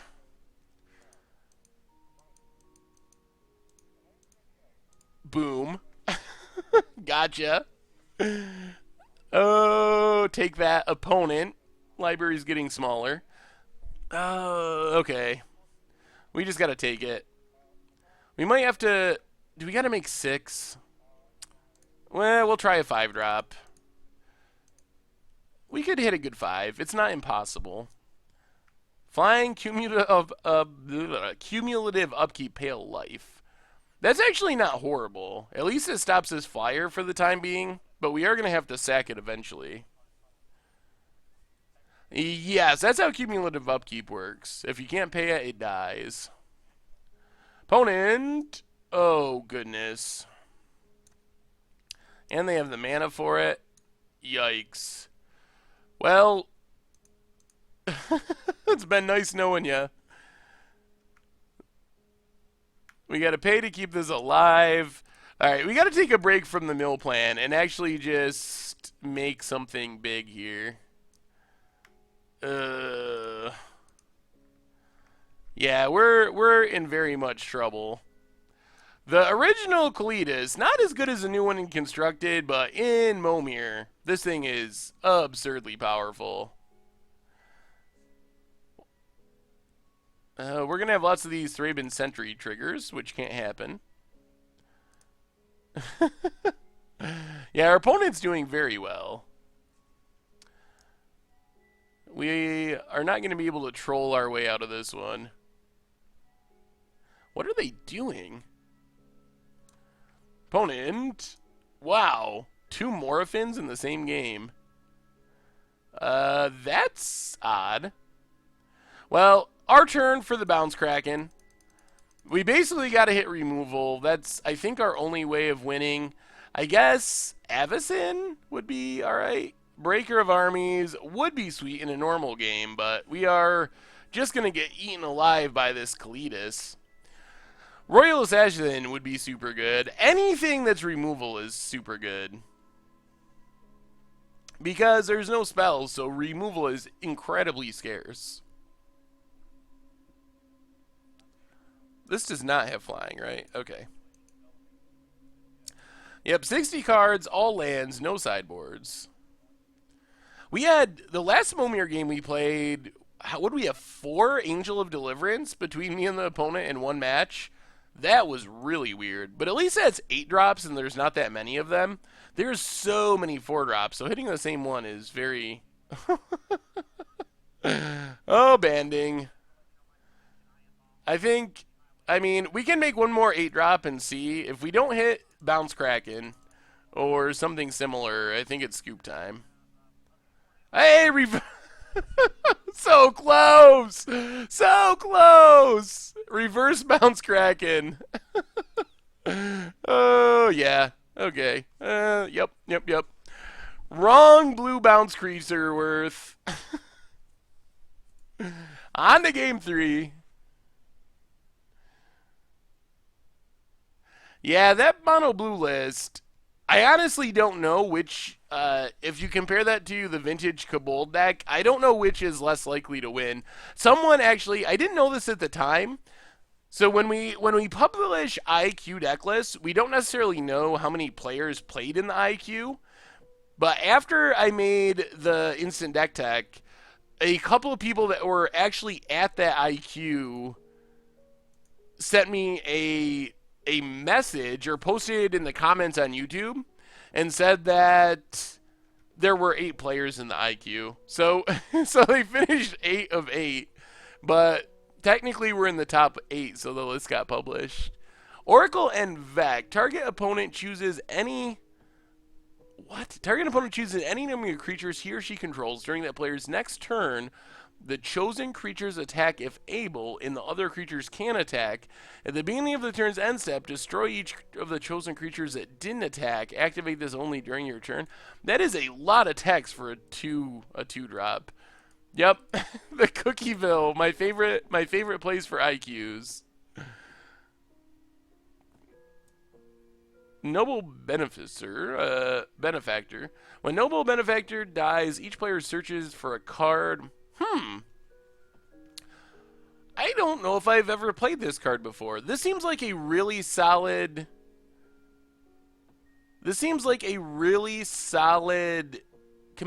political commander card.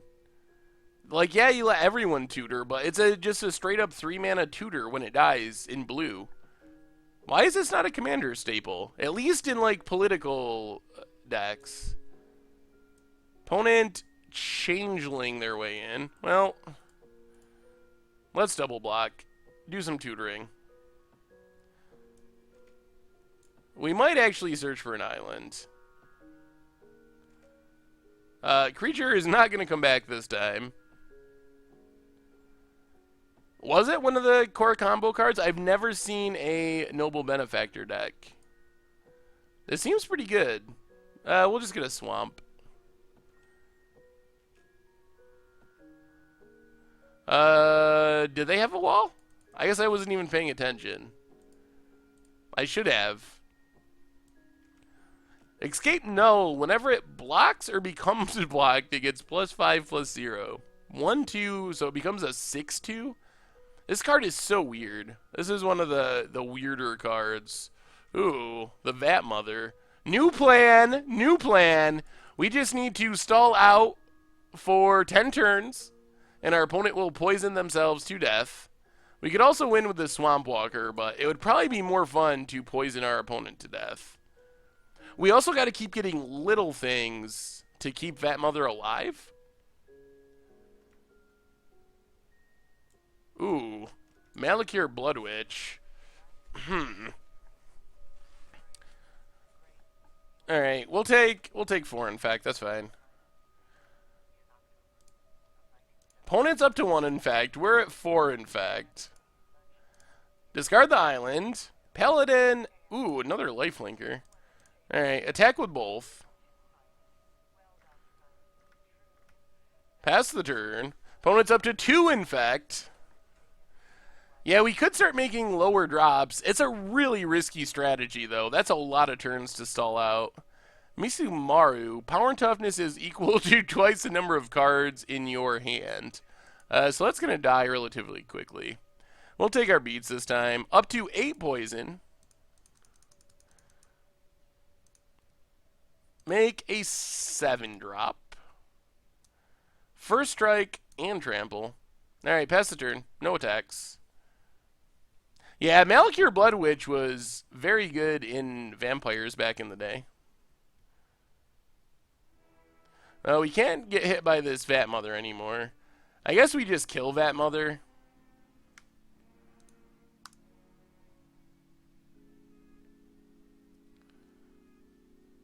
This is a lot of damage. I guess we block with that too. This thing's going to die eventually, but 8 is a lot of damage to take there. Oh, that is a double marrow, you're right. I didn't even think of it that way.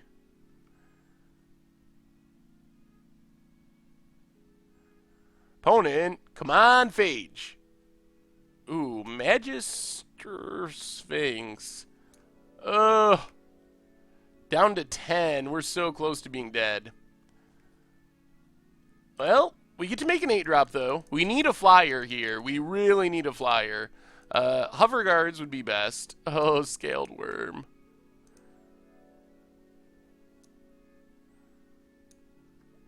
Well, let's get in with that.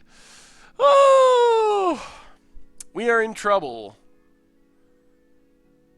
So many big flyers for our opponents. Yeah, Scaled Worm was not... Oh, and Maelstrom Wanderer. Opponent gets in with the flyers. Well, it's possible we can steal this win. We're dropping to 1. We gotta hit something insane and preferably hasty. This is a time where Avatar of Slaughter would actually be awesome. My Ocean of Cleansing Fire, and that is the game. Oh, good game, good game, good game. Send me a message to saffronolive@mtggoldfish.com, and I will get you hooked up with your tokens. Listening to Kingdom Hearts and Final Fantasy music. What is wrong with you, Stu? Good game. All right, so we're not going to get this wrong this time. Next up is Minano. Minano947. Come on down. And I think we're playing Modern, I believe. And then after this match, we're playing the treasure chest game. Saffron Olive at mtggoldfish.com. So we're playing Spellweaver combo, and I believe I actually do have an overlay for Spellweaver combo. I hope. I believe.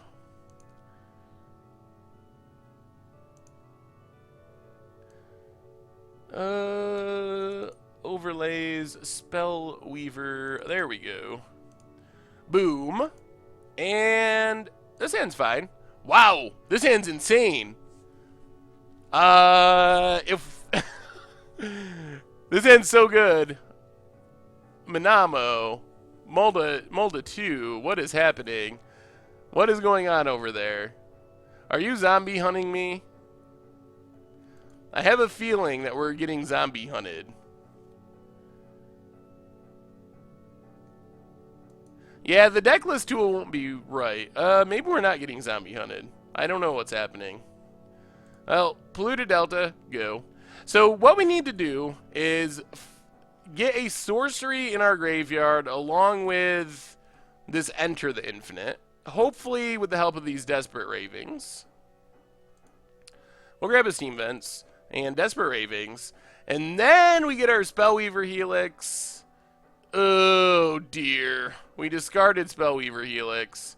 Well, that means we need to find another Spellweaver Helix.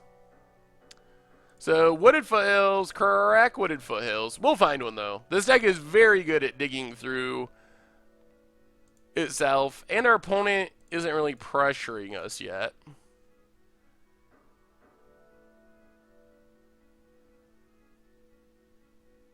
Oh. Well, Lightning Storm we want at the bottom, so let's take Serum Visions. Yes, Damnation, we are playing Standard, Modern, or or momir tonight. Super pumped to be playing my first FNM in over a year tomorrow. We'll be rocking Blue-White Panharmonicon. Oh, awesome. That deck is so much fun to play. Yeah, if it has Spellslingers in there or something similar, I'll find it. Oh, we really are getting boggled. Oh, no. We discard a Shivan Reef, get a probe. Well, if we ever find... We have the combo set up. Put both to the bottom. We just need to find another Spellweaver Helix. Faithless Looting. There's Spellweaver.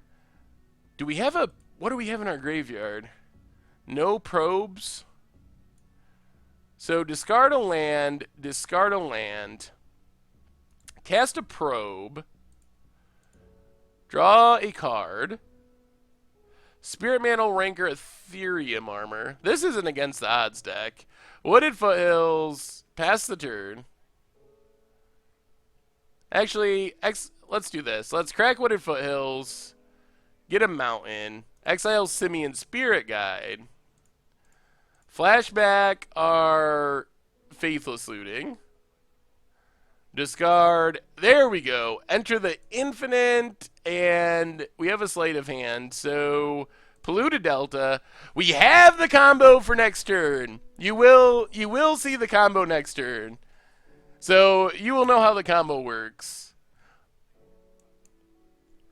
So opponent hits us down to 8. So here's how the combo works. We play our land. So we have a Sleight of Hand, which is a sorcery in our graveyard.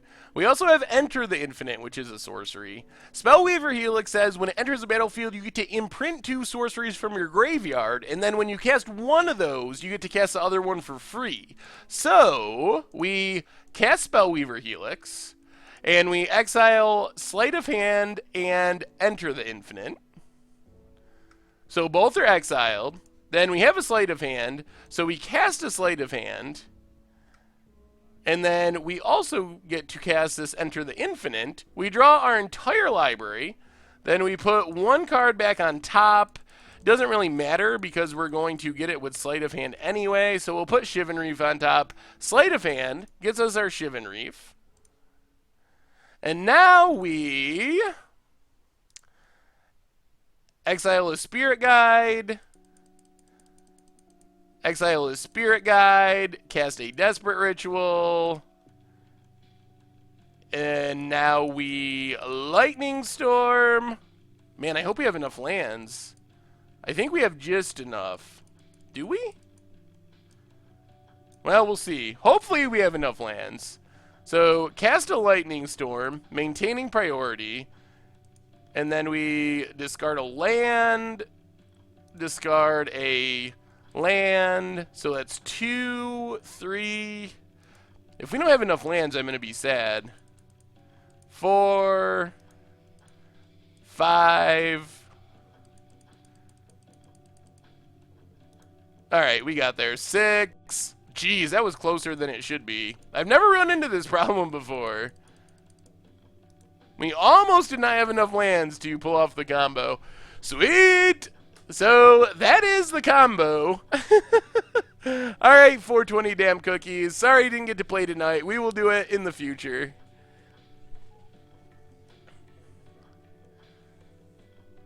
Alright, so, well, that went well. We're up against Boggles. We get 2 Spellskites, I guess, is our main interaction against Boggles.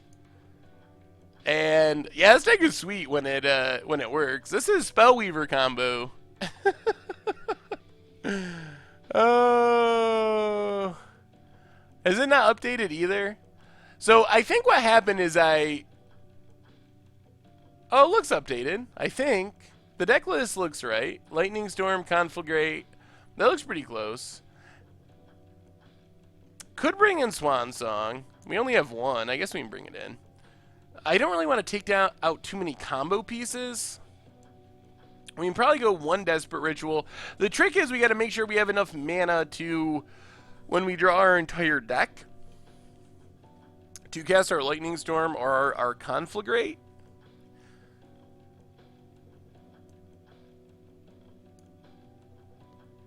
One, two.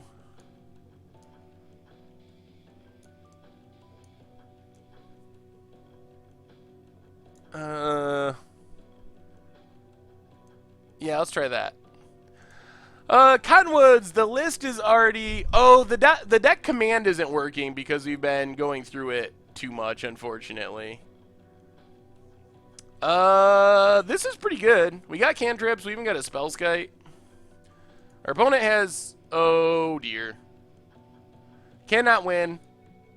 Oh, no! Well, we'll let our opponent boggles us. I guess there's a chance that we can win with Spellskite, stealing auras? That doesn't seem realistic. This list is pre-Cathartic Reunion. We have answers to Leyline in the sideboard, but we did not bring them in. Can we still win? Is there a way to win without our sideboard cards? I didn't bring in the Void Snares. Yeah, I guess Spirit Guide Beatdown is theoretically possible. Spellskite should help, maybe? Down to 16. Wooded Foothills, crack Wooded Foothills. Yeah, I mean, I guess it's not impossible, just unlikely. Spellskite down, pass the turn. We don't have a Lab Maniac, I don't believe. Is Lab Maniac? Yeah, we don't have a Lab Maniac. Another Slippery Boggle. Another Slippery Boggle. Boggles all around. Well, that's Faithless Looting. Discard. Fetch land and island. Then we'll Sleight of Hand. I guess we take Desperate Ravings. I guess we're just digging for creatures, essentially. Pass the turn. We played Panharmonicon in our very first match, actually, but it's possible that we play it again. Oh, dear. All right, that does it. Yep. That is one we can't steal. So, new sideboard plan involves bringing in these 4 Void Snares, which are our answer to what our opponent's doing. We still want the Spellskites. Gonna go down the Swan Song, and I guess we just have to go down Desperate Ravings and try it like that. Will we get through the list? Let me look at the list.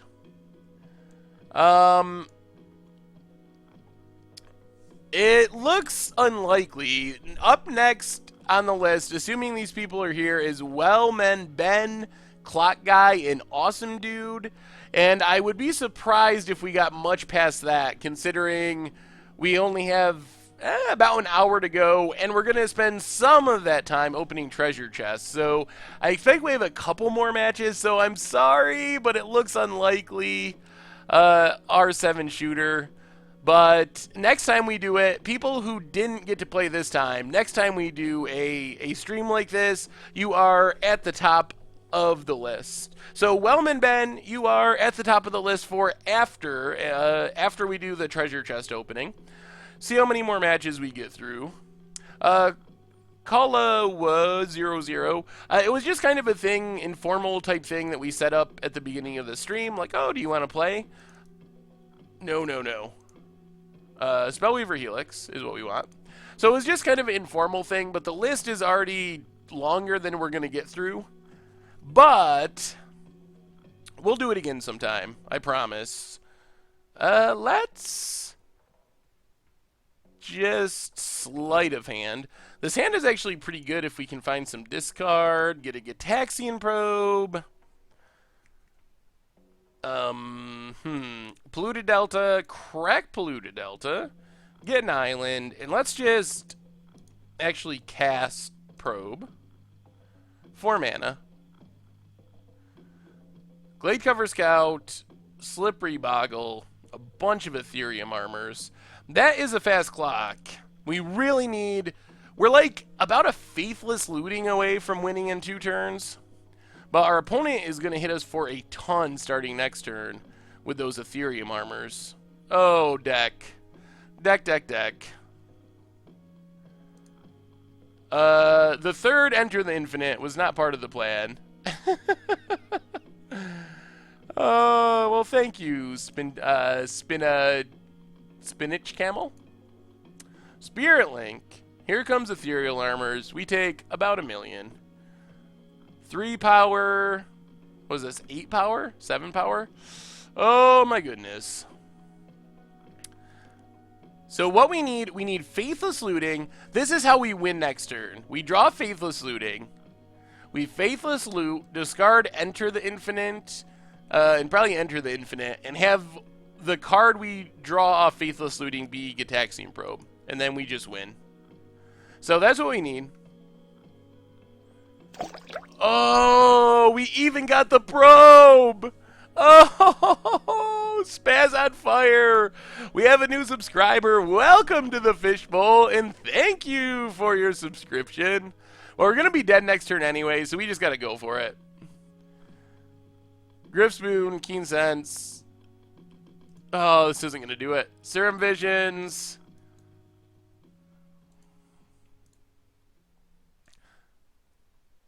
Yep, alright, that be the game. Oh, we were so close. Well, Minamo, good game. Way to boggle me. Send me an email and I will get you your signed tokens. So, alright, it is break time, which means we are going to spew some treasure chests and do the treasure chest game. I have 25 treasure chests. Oh, sorry, Glock Guy. I actually wrote down names in a notepad, and I wrote Clock Guy on there. So that's why I keep saying Clock Guy, is I'm reading it off a list that I mistyped originally. All right, chest time. So the plan is we have 25 chests. They cost me about $80 or 80 ticks. So... yeah, this is a backup account. So let's see. Chest. Alright, so here's the plan. These cost us $80, so as we go through, we're going to try to keep track of how much value we opened. If we end up making 80 tickets or more back, then maybe we just buy more chests and keep going. So 80 tickets, which is the same as dollars. One at a time, of course. We gotta hype this. What's up, Jay Welsh? And then after we're done with our opening, we'll sneak in another match or two before the end. I do not have an Atraxa, but you never know. Maybe we will open one. Well, I spent 80 tickets. I already had the tickets, so I didn't have to like actually spend money. No. 80 tickets for all of them. So this is essentially the booster box game for Magic Online. So let's see what we get. Number 1, 25 to go. Chest number 1. We got to keep track of the value. All right, Colonian Hydra. Is Colonian Hydra actually valuable? It might be somewhat valuable. Oh, it was in Commander 2016. Let's see. 2.49 ticks. So not a winner. Not a winner so far. Okay. The chests were they were just over 3 ticks each, yeah. Oh, well, thank you, Abreshino. Yeah, I'm just excited about playing Magic. Also, if you want to see more chests, 100 chest opening coming on YouTube tonight. All right, Kaladesh Booster. These have actually crashed lately. I think they're like 2.4 ticks. Kaladesh, 2.41 ticks. I'm looking at Goldfish for prices. So far, a little below where we want to be. We got to open something sweet. We need a big hit. Volrath Stronghold, larger than life, Ondu Greathorn. Volrath Stronghold actually is worth a few ticks. VOL Wraths. Volrath. Why can't I type Volrath? Volrath Stronghold, Tempest Remastered, 4.22 ticks. Someone should keep track of this. All right, what do we got here? Chest number 22 gives us Leonin Arbiter, Niblis of Dusk, and Workshop Assistant. Leonin Arbiter is a card that I always want to be more expensive than it is. Like, it feels like it should be expensive, but it's not. It's not even a tick, so pretty much valueless. So far, so bad for our chest. 21. What do we get in 21? Glacial Fortress, the old double rare, but none of the rares are actually good. If we were in paper, then Parallel Lives would actually be sweet. In paper, Parallel Lives is 6 tickets. Magic Online, 0.01 tickets. Oh, you can actually just look up the prices right in there. That works. Way to go, MTG bot. And thank you, Mazuk. All right, 20 to go. Duelist Heritage, Runehorn Hellkite, and a Devilthorn Fox. All right, so a couple new commander cards. I don't think the new commander cards will be listed. I don't even think they're up on any of the sites yet. So for the new commander cards, we actually have to check Goatbots, I believe. And what do we have? I don't think these are some of the better ones. Duelist Heritage, 0.11 ticks. Runehorn Hellkite, 0.46 ticks. Boo! I mean, it's good to get Commander 2016, but they're not valuable. 19 to go. Seachrome Coast. Seachrome Coast might be alright. I think flashback drafts probably took a toll. What do we have for Seachrome Coast? 1.86 ticks. We haven't anything really good yet. We've been running pretty bad. Necrogen Miss? No. Oh, dear. Oh, dear. Oh, not having luck so far. Come on, give us a Black Lotus. Kaladesh? Ooh, triple rare. Kaladesh booster, so that's like 2 ticks. Armory Automaton. Automotion? Automaton? One of those. Armory, 0.31 ticks. And Mystifying Maze, also bulk. Oh, dear. Necrogen Miss isn't really worth anything, though. Number 17, Torpor Orb. Torpor Orb, I think, has value. Maybe like 3 ticks would be my guess. Oh, dear. Nope. 1.16, less than it used to be. Oh, boy. Well, our first 10 chests have been pretty bad. Come on, Worth, give us some love. Ash Barons. Oh, no, the triple common chest. Ash Barons isn't horrible because it's pauper playable, apparently. But it's only 0.13 ticks. Oh, these are like the worst chests of all time. All right, we gotta pick up the pace and actually open something sweet. We're going too slow. Oh, Ravenous Demon. Oh, this is the worst 80 ticks I've ever spent. Kaladesh booster, Beast Within. Is Beast Within still worth anything? Beast Within from New Phyrexia, 0.91 ticks. So far, I think we've opened like 10 ticks. What do we get in chest? 12 to go. Ancient Silverback, Phyrexian Vat Mother. Oh, our luck is so bad. Our luck is so bad. Kaladesh booster, Ether Meltdown, Rush of Vitality. Oh, yeah, we are spewing like crazy. Oh, another all common. Oh, this is so bad. Well, we still have 9 more chests to open something valuable. Oh, this is the. It's been like 5 chests since we've gotten a rare. Flame Rift. Are you really serious, Magic Online? I don't even think Flame Rift is worth anything. Well, 2.74 ticks. As much as I'm complaining, that might be the most expensive card we've opened all the time in this whole opening. 8 to go. 8 to go. Chromatic Lantern, Second Sunrise, bulk and bulk. 7 to go. It could still turn around. We just need one. We get a mythic, yes, and it's Beguiler of Wills. Gotta be one of the least expensive mythics on Magic Online. Intrepid Hero. Oh, 5 to go, 5 to go. Oh, this went so bad. Creepy Doll, Condescend.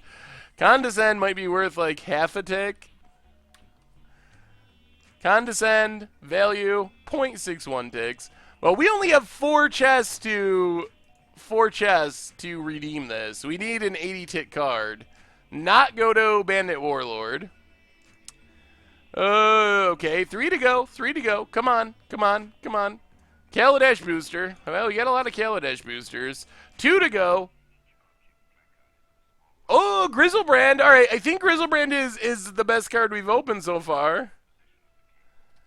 Grizzlebrand, Magic Online, Avacyn Restored is 22.67 ticks. Oh, all right, all right. 22.67. Grizzlebrand is keeping us just barely alive. So if we open like a 60 tick rare, 50 tick rare, then we might be all right. All right, last one. Come on, Worth. Liliana, Rishon Import. Well, I guess it's fitting that it's a Siege Rhino. Oh, man. Well, those chests were not very impressive. So I would guess that we ended up with maybe 40 ticks of value. I think if we include Blood Moon or not Blood Moon, someone said Blood Moon in the chat. If we include all the boosters on top of a couple random things that we opened, I think that we probably ended up with maybe 40 ticks would be my guess. So 49 ticks is the estimate. So I mean, spent 80 ticks, got 49 ticks, so that's definitely a net loss, but that is disappointing. Well, if you want to see some more chests that are potentially a little bit better than these, make sure to check out the video on the YouTube channel coming out in a couple of hours. So, yeah. Well, that was disappointing. And no, I'm not cracking the Kaladesh boosters. The EV on those is horrible. The EV on the treasure chest that's like published at least is like 2 point some ticks a piece, 2.3 maybe. So I was expecting to lose a bit. I think we did worse than average, but the expected value of a Kaladesh booster is like 0.6 or something. It would just be losing so much money. Oh, well, that was fun. All right, well, let's you can't really buy them for 2 ticks. If you could find someone to sell them for 2 ticks, then that would be a good plan, but they're just not going for that price. So anyway, let's get back. I think we can squeeze in a couple more of our matches here before we close out the stream. So they were just about 3, slightly over 3 ticks apiece.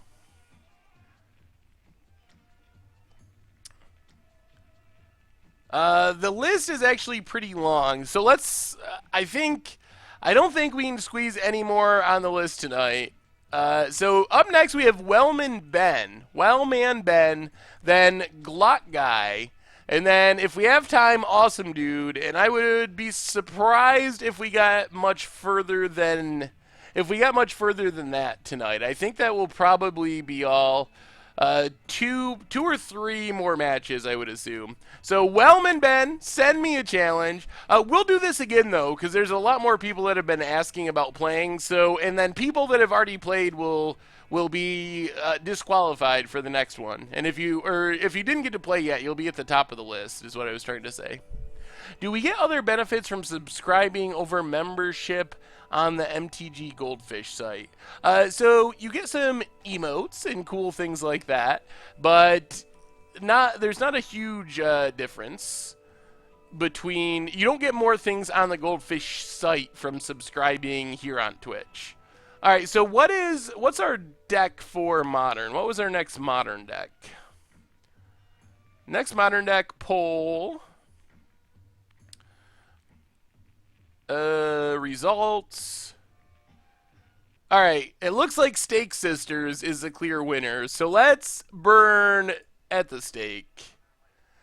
So yeah, it's just a way to support the site, but there's not really anything more you get through the site itself. You get stuff in the chat, like the emotes and things like that through Twitch, but as far as functionality on the Goldfish site, there's nothing additional there. You get to pick the format, Glock Guy, as long as it's standard, modern, or momir. Those are the formats that I actually have stuff made for. So as long as it's one of those formats, it's all up to you. So let's see, Stake Sisters, overlay, going up, and we are up against Wellman Ben in our next battle, and we'll keep this hand, it's pretty fine. How can I get on the list to play? I can lock you up with Lantern. Well, the list is full for tonight. We only got 2 or 3 more matches. So next time, though, you can definitely be at the top of the list. And we have a new subscriber, Mr. Greed333. Welcome to the Fishbowl, and thank you for your subscription. So, big scoops here for our new subscriber, Mr. Greed. No Pauper tonight. I wasn't prepared for Pauper. In the future, though, if we do this again, I will try to have Pauper decks as an option as well, because there's been a couple people that have asked about that. Emailed me about winning... oh, sweet. What is our opponent up to? Basic Mountain. And we have a new subscriber, Selmas. Welcome to the Fishbowl, Selmas, and thank you so much for your subscription. And a big scoops cheer for Selmas. Alright, Champion of the Parish, go. Norn of the Wary Genesis Chamber is pretty sweet. Maybe we gotta do 34 Rhinos in Modern. We could try that. So what do you think about this idea? I was thinking about a new series. What do you think about a format switching series?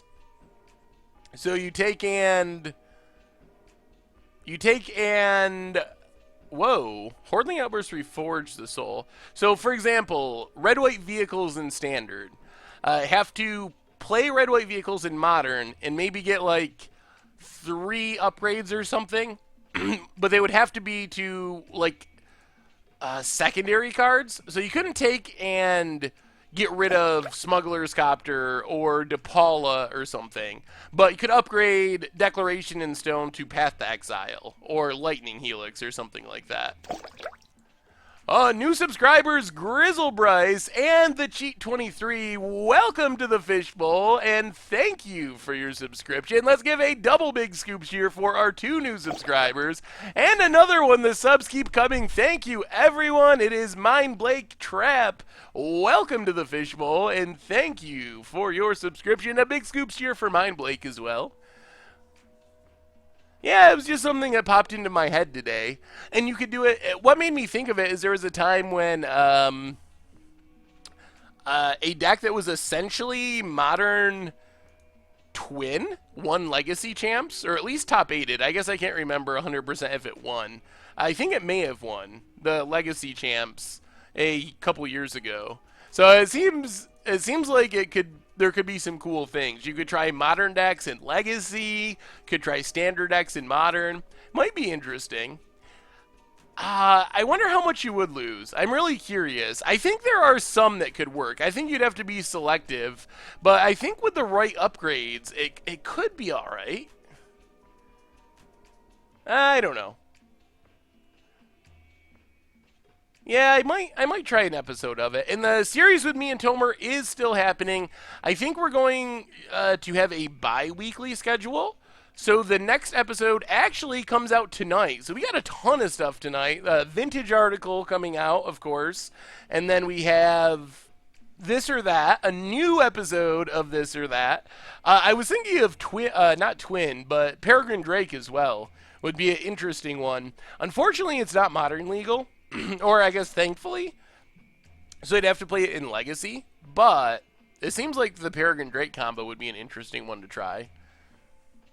Um, so yeah, tonight we have the vintage article, new episode of This or That Magic, and 100 chest opening coming out on the YouTube channel. So that stuff will be up an hour or two after we wrap up the stream here. So around 10 my time, maybe an hour and a half from now ish. Get in for 5. And then we will Squadron Hawk. I guess I could have got in for even more damage, but I think... I guess we're not guaranteed to be able to win with Burn at the Stake next turn. We might be able to.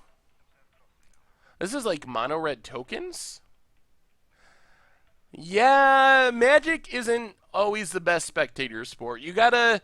It's not very good for casual observers, I don't think. You gotta really enjoy the game and be somewhat invested in the game to get the full appreciation of watching it. Because it isn't necessarily the greatest spectator sport. I am on the East Coast of the United States. I live in, I don't know, upstate New York, central New York, western New York, whatever you want to call it. Up in the middle of nowhere. Ooh, our opponent is tokening. All right, we gotta... I like the Young Pyromancer combo, but sorry, opponent. we have to do this. I feel bad. I should probably let our opponent combo off and wreck us, but it would be wrong to let that happen. Said this earlier, but you didn't see it. The Teamer Summonings deck, I got 4th at a game day, got 9th at my GP trial with 22 people, was 8th and got knocked out. Funny because I'm 14 and the guys were a lot older than me that I beat were salty. That's awesome, Toxic Flame. Have you been having fun playing it? Yeah, I really like Teamer Summoning. Well, congrats on putting up the good finishes and making some of the bitter old people at your your game store salty. Oh,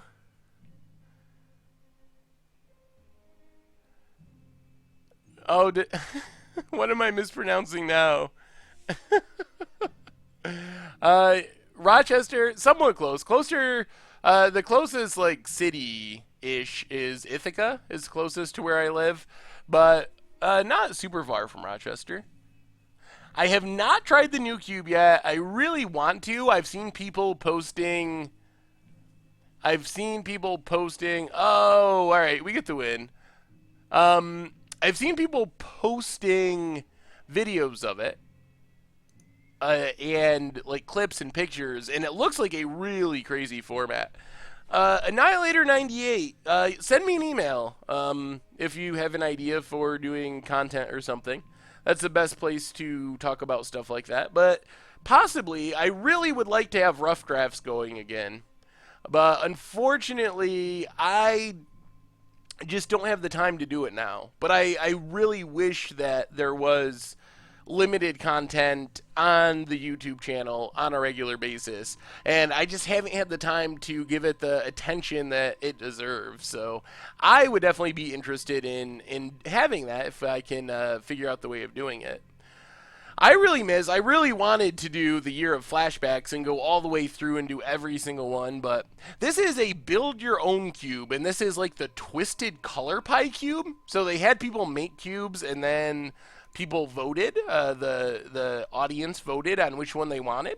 And they ended up with Twisted Color Pie, which it looks pretty wacky. Cubes are hard to really assess when you're just looking at them written out in a big list of cards. So I think I'll have a better feel for it after I play it. But I've definitely seen some crazy stuff happen on Twitter. Who is it? DZLY?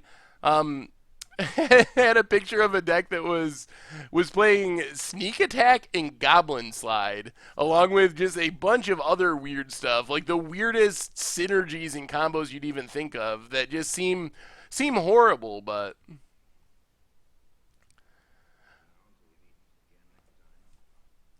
so it looks interesting. Hopefully I'll get a chance to play it at some point. I definitely really enjoy cube drafting, so I expect I will find some time at some point to check it out. Yes, thanks to all you. That's why we're doing our Spellslinger stream. 10,000 followers, and because of all you, also partnered with Twitch. So it's been an exciting month. Like all this stuff happened like in the past month, I guess. So super excited. We worked so long, tried so many times, and waited a long time to get partnered. So it was really sweet that that finally actually came through. What is my favorite commander? Wait, is that the question? What's my favorite commander? Who is my favorite commander?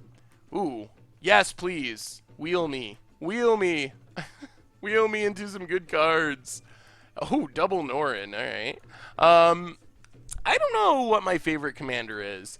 I am not the best commander, so my commander experience is weird. So I never was interested in commander, and my first experiences with commander are actually on Commander Clash. So that's kind of how I got to know commander.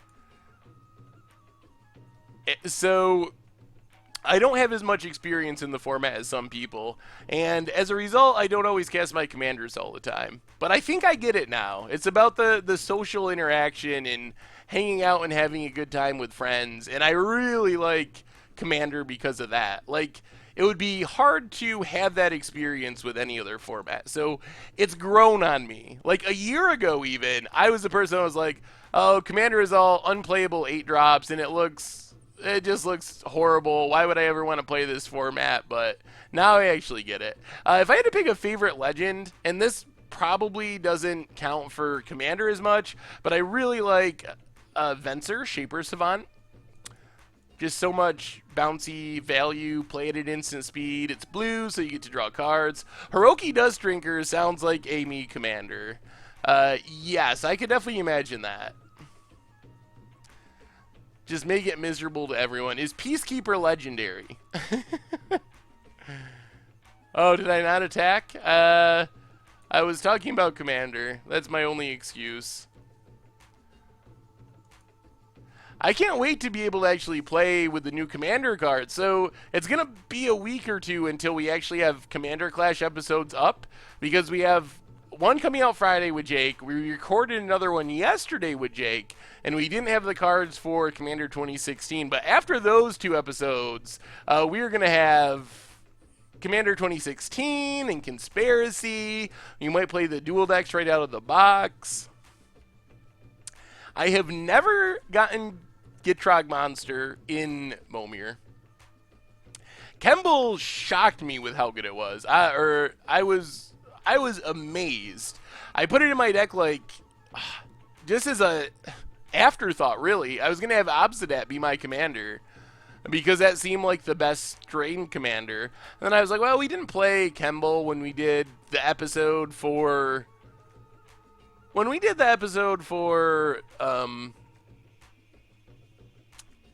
Kaladesh, so maybe I should actually just give it a shot. And it really actually worked. I was amazed. I think I gained like 50 life with a Kemble. The chests were very bad. The chests were about as bad as it gets. But make sure to check out the video on YouTube. Hopefully it will be better. We are going to legend rule one of our Norins, but I think that's okay, because we're going to make our champions pretty big. Play Winsguard, Greg. Pass the turn. Yeah, the deck function isn't working tonight because we have been playing a whole bunch of different decks. So I haven't been able to update them all, unfortunately. Alright, so we lose a Norin. But I think, unless our opponent can just combo kill us, it feels like we're pretty far ahead. I don't know. D-Many might be gone. Yeah, they only released, what, like 6 conspiracy cards or something?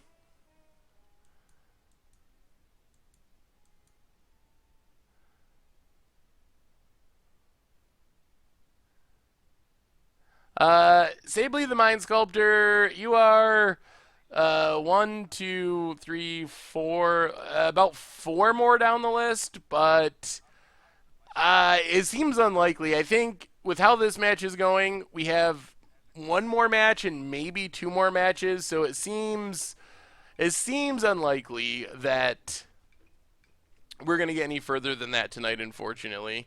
So I'm sorry to everyone who was unable to was unable to play. All right, we're gonna let our opponent do their thing. I'm not gonna. We could bolt something or outnumber something and maybe fizzle them, but I'm gonna let our opponent combo off here. So any more hints about this or that? Well, it's coming out in like an hour and a half, so you don't gotta wait very long. Sably the Mind Sculptor, yeah. So definitely you will be at the top of the list next time. Are we going to get to Awesome Dude? You are the third person Awesome Dude, so you are the one that's right on the fence. So root for quick matches, I guess. There's this match, one more person and then you. So you're either going to be just in or just out. So as long as we don't have a super long, grindy, like, control match, we should be able to sneak you in as the last match of the stream, Awesome Dude. You deserve a reward for being the first person in the stream every single night. Once we go live, that is. R7 Shooter. Yes. You are on the list too, but you are further down, so it is probably not going to actually happen tonight either. Opponent is going super wide. You are in the next group after this match, so like a couple more down, but I just don't think we're going to get there. Our opponent needs a Bushwhacker. This is an interesting build of the deck, though. Dragon Fodder down to 3 mana. I mean, if our opponent Bushwhackers, do we even lose? I don't think so.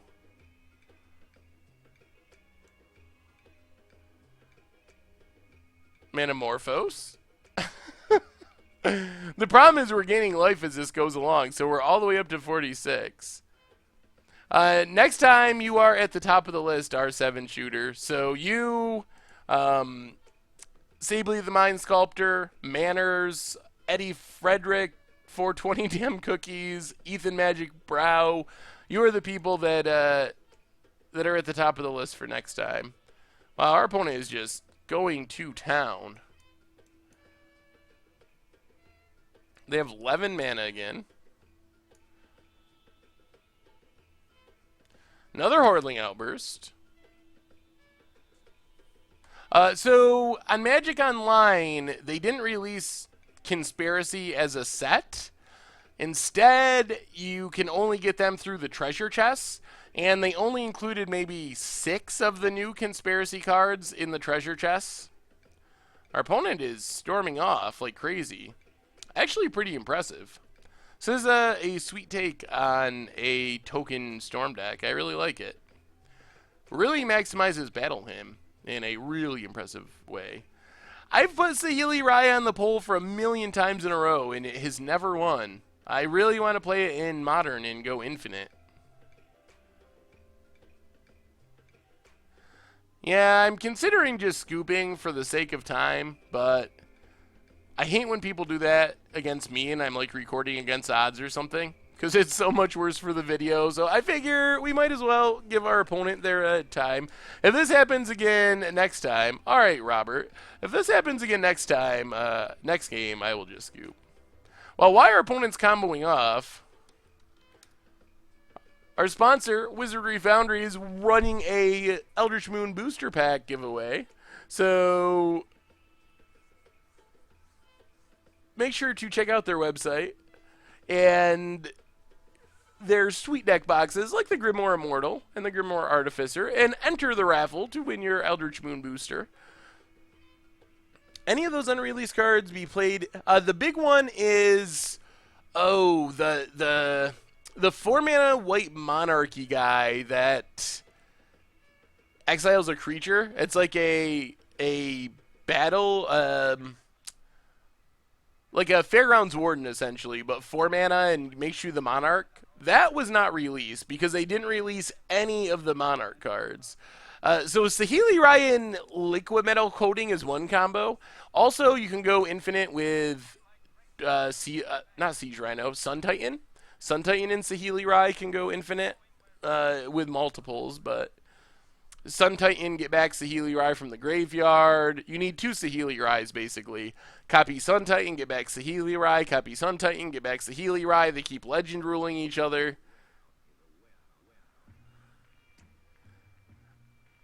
The 100 treasure chest opening, Palace Jailer. Thank you, Jay Zoller. That is the card that people care about. Alright, I think I'm actually going to scoop now. There's no way that we survive another Past in Flames. I gotta scoop for the sake of people that are waiting to play. Alright, let's run it back.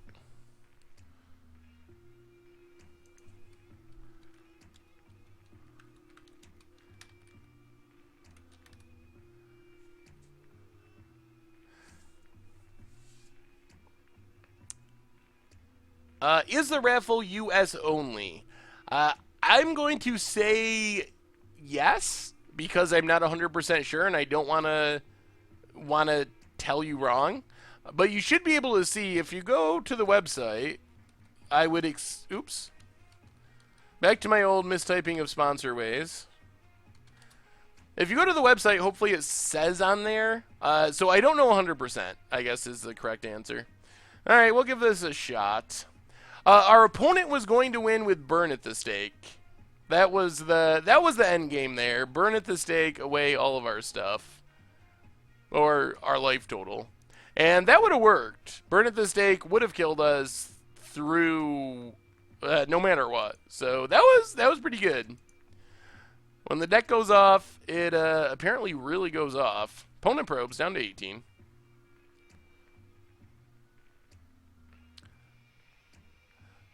What am I going to plant next? I'm not sure what you mean. Oh, so the this or that, people are asking for a hint. It is a video game themed question, and it's pretty obvious. If you think this or that questions in video games. Also, it was a very popular suggestion when we asked for suggestions, so you should be able to figure it out. Ink Treader Nephilim, 4 against the odds. What does that one do? Ink Treader Nephilim. Opponent Manamorphoses. Whenever a player plays an instant or sorcery, if it's the only target, copy that spell for each other creature that could be the target. Each copy targets a different one. Oh, it's like a Zada, sort of. That could be an interesting against odds card.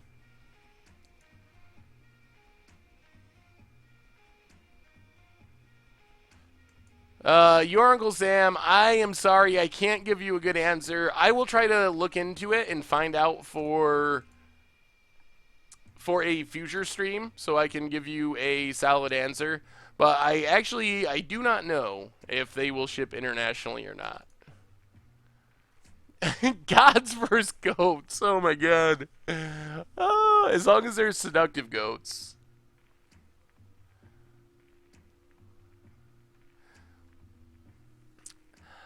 Mono White Soul Sisters is a good starter deck. I think that is a fine starter deck for Modern. Opponent flashes back a Faithful Suiting. Well, we're going to need to draw something. We really need ways to make to gain life and pump up our creatures or do something. I don't think anyone's guessed it yet, unless I missed it. Oh, yeah, someone did guess it. Alright, multiple people guessed it, I just missed it. Yeah, someone figured it out. Multiple people. Ugh, more lands! Alright, let's go attacking. We're actually fine, since our opponent needs their creatures to make mana, we're fine with trading off one of these if it happens. And then I guess we can just start, kobolding. We can't get away from the kobolds, no matter how bad we want to. I think the Mono Blue Metallurgic deck was a lot better than I expected. It was, Alright, here goes our opponent. So I think it's a reasonable starting point, especially if you enjoy that playstyle of casting a bunch of spells and so forth. Infernal Plunge for our opponent. Manamorphose for our opponent. Yeah, a couple more turns, we could Ormondal. I mean, I guess the question is our opponent going to be able to win here? They have a Past in Flames in their graveyard. If they get to the point of casting Past in Flames, I think we just scoop. We're just basically hoping our opponent fizzles. There's a Battle Hymn. So, well, Past in Flames right now takes all their mana, except one. But then they Infernal Plunge. Yeah, I think we're going to scoop here. What do I think of Salter Priest in Sisters? It could be okay. Alright, good game, good game, good game. Another loss for us. Send me an email, saffronalva@mtggoldfish.com, and I will get you your tokens. No, this is not Frontier. This is Modern. So what's next? Next on the list we have Glock Guy. What format are we playing, Glock Guy? Is Glock Guy still in the house? What format were you gonna play, Awesome Dude? I think I might have missed it. I haven't been updating the record. If we include the horrible treasure chest, more like 1 in, I don't even know, 30? Because most of those treasure chests were lost too. No, I think it's like 1 in 4, maybe 1 in 5, not counting the treasure chests. Alright, so standard all the way around. Alright, so Glock Guy, send me a challenge, and then Awesome Dude, you are next on the list.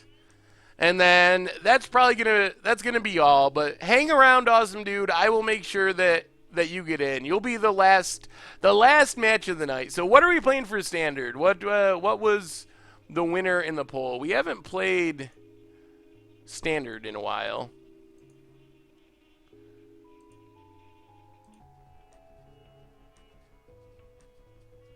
It looks like 5-color Panharmonicon is still winning, and then Combustible Ramp. So those will be, well, keep voting. Maybe something will change. But, well, we're doing 5-color Panharmonicon first, because that's winning. You can keep voting through this match, and whatever is in second place will be the deck that we play for our last match of the night against Awesome Dude.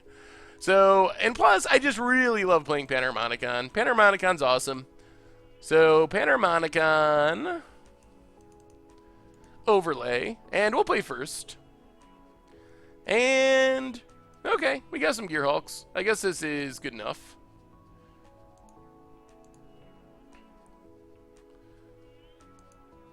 Everyone loves 5-color Panharmonicon. Opponent's going to 6. Alright, Shambling Vents, tapped. Pestern.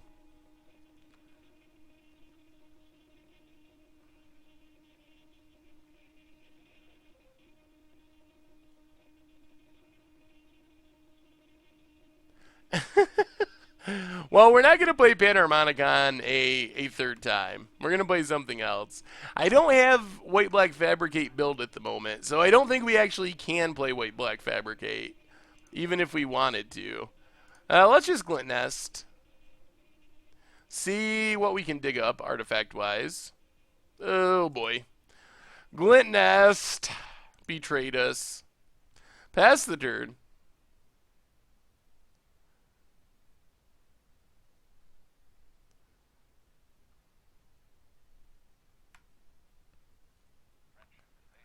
See what our opponent's on.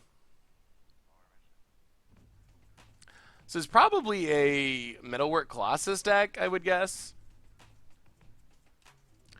I guess it could also be a more stormy deck, like Ether, Flux Reservoir, Storm, something.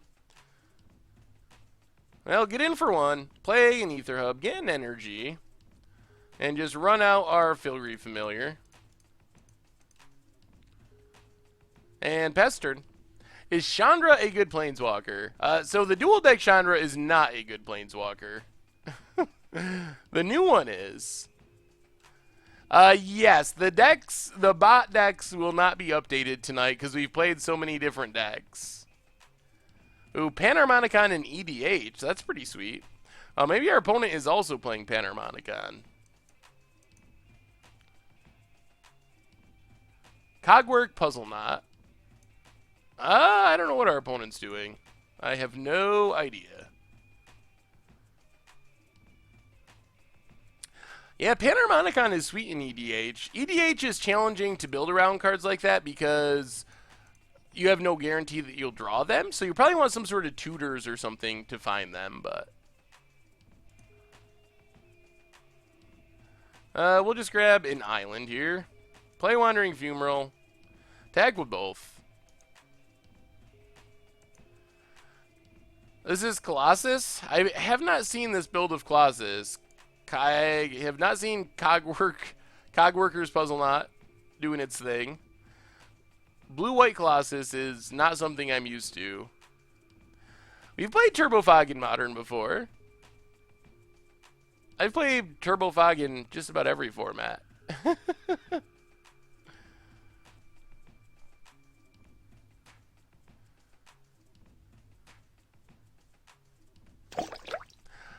Oh, Rolsey63, welcome to the Fishbowl, and thank you for your subscription. Let's have a big scoops cheer for Rolsey63.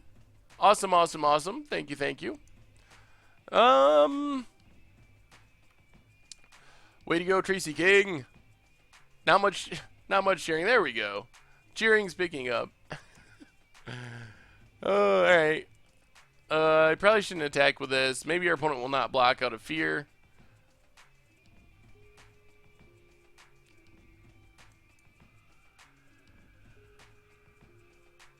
Opponent takes it. Well, I guess we just Reflector Mage. Feels silly to bounce Glint Nest, but I think we're going to do it. Because we're going to be able to untap and Combustible Gear Hulk. Because we played Chandra Pyro Genius and Against the Odds. the out-of-the-box Planeswalker deck. That was something. Something I'd like to avoid doing again in the future. That is true. I don't like to play those decks necessarily, but I did have it built. So I didn't have to get the cards for it. There's a Colossus. Well, we have a Noxious Gear Hulk. I feel like we're just kind of winning, as weird as that seems in this scenario. Yeah, so let's just Noxious Gear Hulk, game 10. Noxious Gear Hulk lines up so well. Do you remember the game when we were streaming and oh, do you remember the game we were streaming and we triple Noxious Gear Hulk 3 Metalwork Colossuses and our opponent scooped? That was awesome. That was so sweet. Can you not hear me? If you can't, the gear icon will allow you to adjust the quality. If you can't hear me, you should refresh, because I am talking. Not that you can hear me saying you should refresh. I like White Black Fabricate. That deck was really fun, but I don't have it built right now, so we won't be able to do it tonight.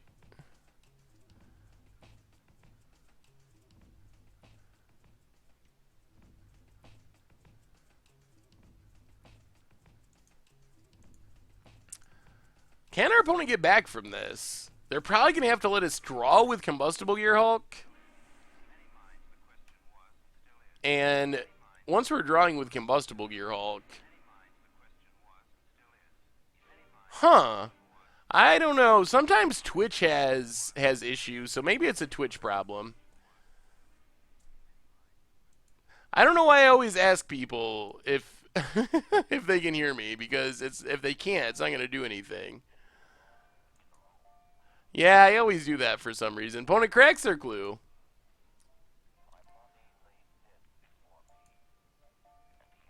Is there any programs that let you export search results from Gatherer and to help with deck building? I'm not sure. Not that I'm aware of, I guess. Alright, let's do some attacking. See what our opponent does.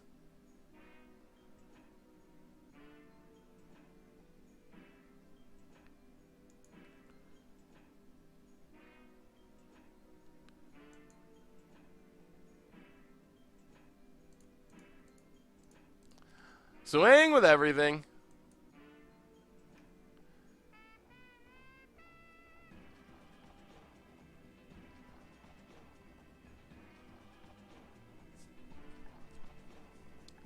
And on to the sideboard. All right, sweet. So, I guess we want Appetite for the Unnatural and Ceremonious Rejection.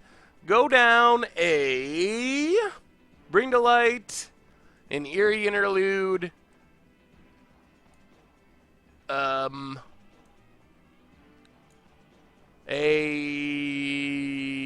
Pilgrim's Eye, and a Glitness Crane? Try it like that.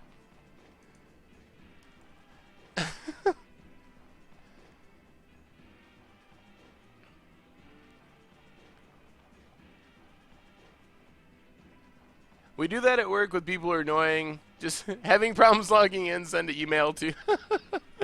Oh, yes, that's the way to do it. Oh.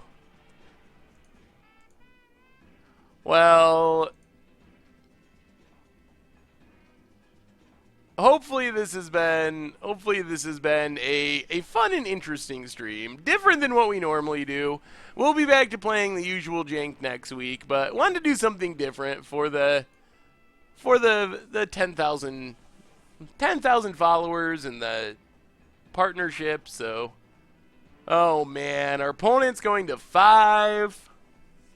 Did I get your standard Reanimator budget magic list? I believe so. Oh no, I'm so sorry, Glock guy. Not like this. Oh, the bad runs. Alright, they do have a land. That's good. I was afraid that they were not going to have anything. Mull to 5s are already rough, but...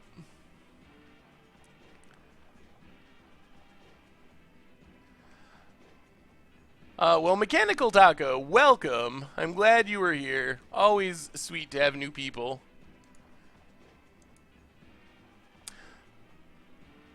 Do I think I'll give non-budget combustible ramp a go? Possibly. Cogwork, puzzle knot for our opponent.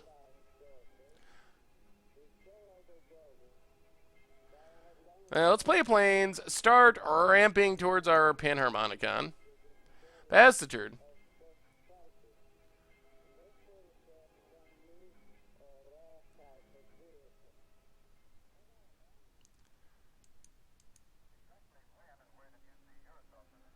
Oh, Magic is a game of variance. That's one of the parts of the game that makes it great. Also one of the things that makes it so infuriating sometimes. Alright, opponent passes. Well, let's play another Servant of the Conduit. We are slowly working our way towards this Panharmonicon. Ever so slowly. Opponent's up to 4 lands. They have a Thraben Inspector.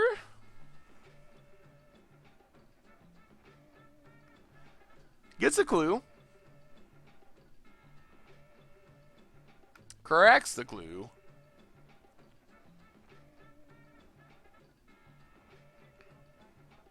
Come on, lands. We could actually need lands.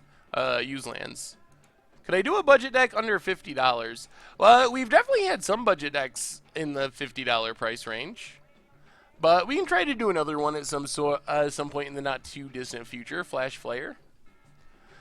It really depends on the format. Once you get down to that price range, there's just not as many decks. There's many more budget decks in the like $70, $80 range than there are in the $40, $50 range. It's not that they don't exist, but they're just rarer when you get down to the really, really low price points. But it could be a good time for another one. Can I do a budget deck for under a penny? I will put that on my list of things to do. Alright, Sanctum is a land. 1, 2, 3. Well, actually, let's just Reflector Mage these things. Don't want to give our opponent too much mana. So double Reflector Mage, bounce a Crawler, bounce the Servo. Yeah, I have not played the penny format yet. I don't know why I can't think of the name of it right now, but I plan to at some point. Pass the turn.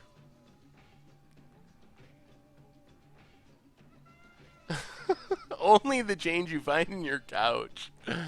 Oh, that's so high variance, though. I don't know how much changes in your couch. Penny Dreadful, that's correct. That's the one. Yeah, I haven't played it yet. I still plan on it. Against odds, 100 chest sealed pool. That could be interesting. The problem is, a lot of the good cards are in Legacy, I think. Maybe you could play some in Modern. I would have to look at it.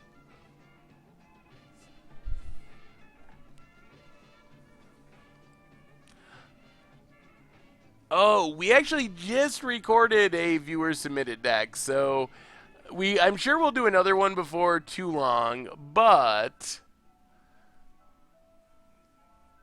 we did just do one, so it's gonna be a little while, but it won't be super long because it's one of the most popular commander clashes. People love viewers submitted deck week, so it's definitely a recurring theme that'll happen again.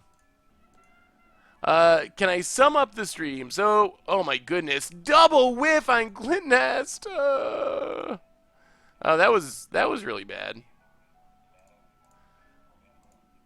Well, keep attacking. So we've just been doing viewer battles, essentially, Spellslinging, in all different old budget magic and against the odds decks in all different formats. Grenzo EDH for under 2 ticks. That's awesome. Oh, the Glint Nest. So bad. So bad.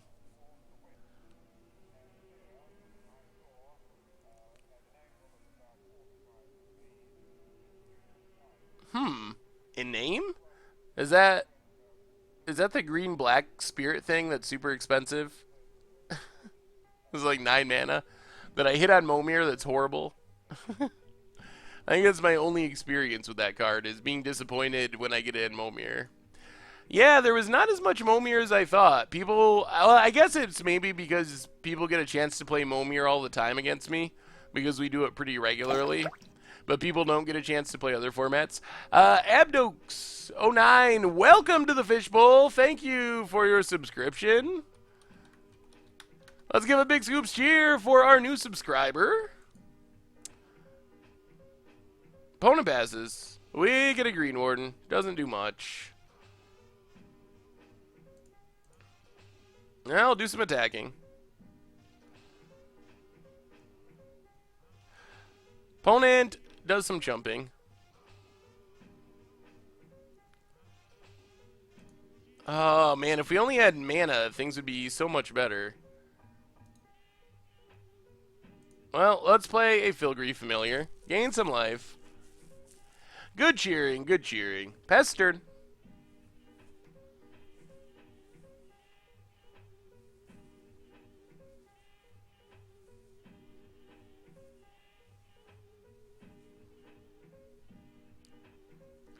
There's Metalwork Colossus. Opponent passes. Well, there's Evolving Wilds finally. All right, let's kill this Metalwork Colossus.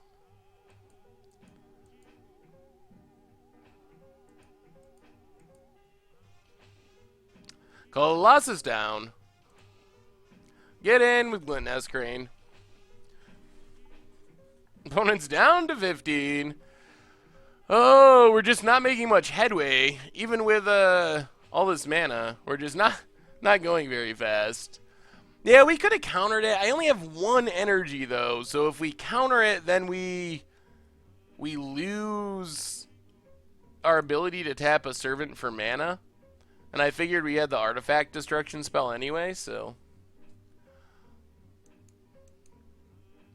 Opponent's going to get back Metalwork Colossus. We will counter it the second time, though. And then they can't really get it back again. It does put us further down on mana, unfortunately, but... Actually, 1, 2, 3, 4, 5... Actually, I think we don't. I think we let it resolve and then just Noxious Gearhulk it. That works, too. That actually might just end the game, I think. So we need to get a Swamp. Get our Swamp. Mana? Filigree Familiar. Oh, we're a mana short. Oh, we can't get that land. Well, that's fine. Metalwork Colossus attacking means we get to block with a Filigree Familiar, and that will draw us cards and hopefully draw us into a land eventually. Opponent has Ceremonious Rejection. Alright. I feel like we're still in pretty fine shape.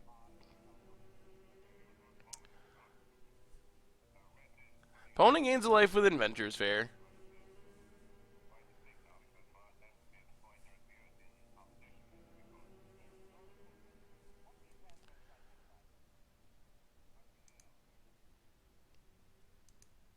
Alright. We'll reject that one. Just in case we don't draw land. Double Noxious Gearhulk would be awesome, but it seems risky just because we've been very bad at drawing lands or things to draw us into lands. Opponent has a Glint Nest. And our Noxious Gearhulk is going to get value whenever we cast it.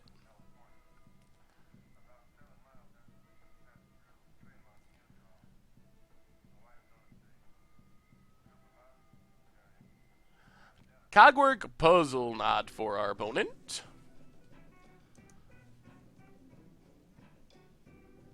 Goes attacking. Does not attack. Doesn't want to let us draw. Alright, well, we're definitely blocking with Filigree Familiar because we really want to draw a card. We just need to draw lands at some point. Familiar dies. Well, alright, Verdurous Gearhulk is, if we're not going to draw lands, and we drew a land. Okay. Things are looking up.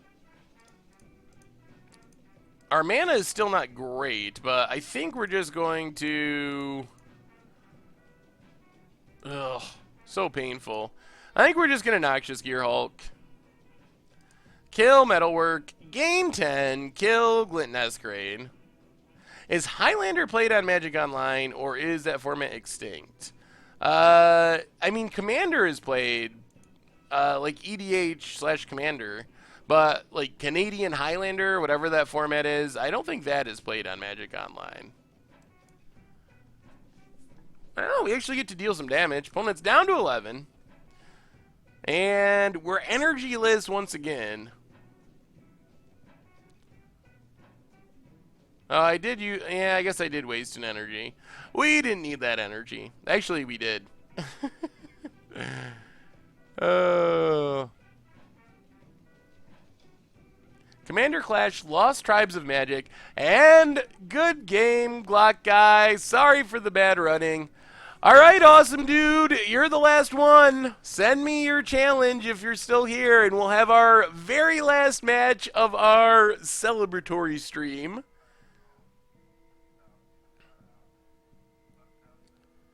Would I play Frontier? That is a complicated question. So, I will try it. I will try Frontier. But honestly, I'm not super excited about the actual format right now. It doesn't feel big enough. Hopefully this is awesome, dude. And we're going to play Combustible Ramp. Yes, we did our chest opening. It was horrible, but there's a 100 chest opening video coming out on the YouTube channel tonight. What were we talking about?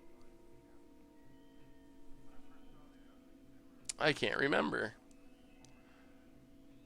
Oh, playing Frontier. So, Frontier...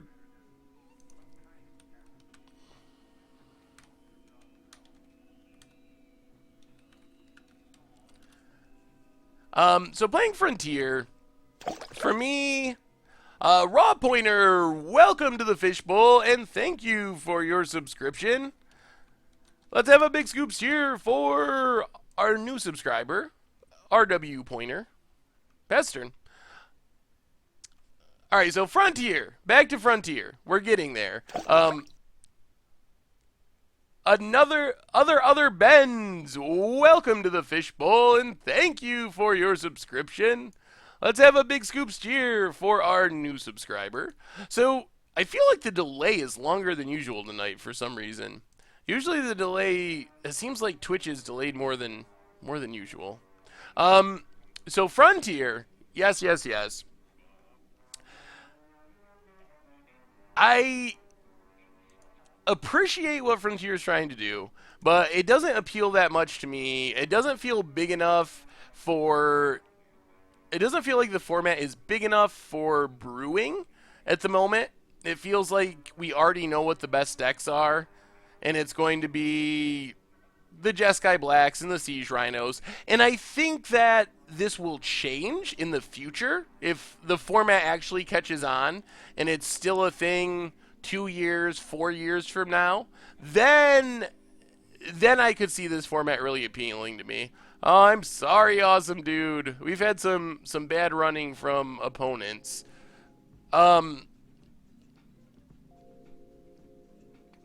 Man, we have drawn a lot of lands. So many lands. So I think that it will appeal to me more in a few years, potentially, if it's still going. And I like unfair magic. One of the big justifications I heard from people that support the format is, well, you don't have blood moons, and you don't have ensnaring bridges, and you don't have combo decks. And I like those kind of formats, and I know that it doesn't appeal to everyone. So if you like that style of magic, but Frontier feels very much like Standard to me, where it's just going to be about bad removal spells because Wizards doesn't print Doom. Wow, we've drawn a land every single turn of this entire game. Because Wizards doesn't print powerful removal spells anymore, like Doomblade and so forth. And it's just going to be this creatures bouncing into each other format, which is great if you enjoy that. That is super awesome, but it's just not exactly my format. I already have complained at times about Modern feeling like Standard Plus, and this feels like literal Standard. Is like the greatest hits from the last couple years of Standard. So I'm willing to give it a chance. I think I'm going to play some test games with Chaz. But if the format right now is just Jeskai Black and Siege Rhino decks and Rally the Ancestors, like all the decks that, wow, we are running so bad. All the decks that I've been waiting to like rotate out of Standard, and it's just people bashing those decks into each other again, then it's not going to appeal to me right now. But like I said, in a couple years, I could see it being more appealing when there's more sets and more room for brewing. And I mean, I get the salved issue. That was the issue with tiny leaders to a great extent. Is you just figured out what the best thing was really quickly. So, yeah, these are battles against viewers. So, Jeskai Black was a... Oh, another Decimator. Sorry, awesome dude. You are awesome, but I keep drawing Decimators. We drew all lands and 2 Decimators, but awesome dude got so mana screwed that it didn't really matter.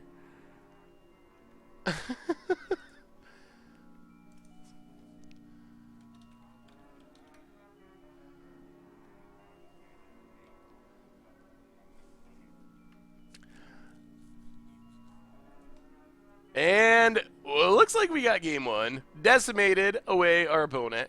So Jeskai Black was a Jeskai colored deck in a past Standard format with Jace, and it was basically a Jeskai that was splashing black for Kolaghan's Command, I believe, Crackling Doom, back during the heyday of Jace Standard.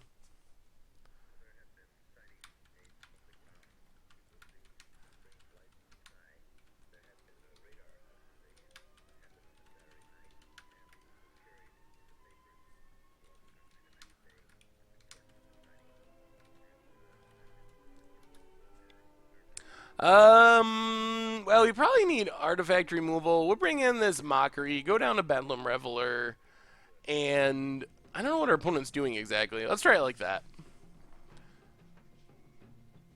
Isn't Modern somewhat salved? I don't think Modern is salved. I wouldn't say that.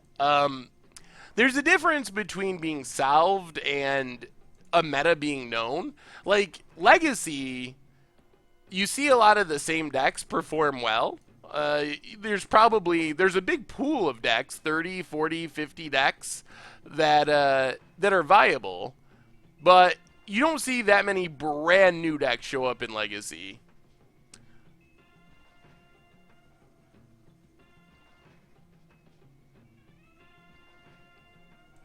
And I think Modern is turning into that style of format, where you're not going to see that many brand new decks. It's easier than Legacy when new cards and stuff come out, can create new archetypes, and we see new decks, but it is sort of trending towards Legacy in that sense. But I don't think that means it's salved. I think salved is when 50% of the format or something is everyone playing the same deck because you know what the best thing to do is. I mean, eventually with tiny leaders, it didn't take that long, like 6 months, and it was pretty much determined that if you wanted to win, you were going to play Geist of Saint Draft. That was just like head and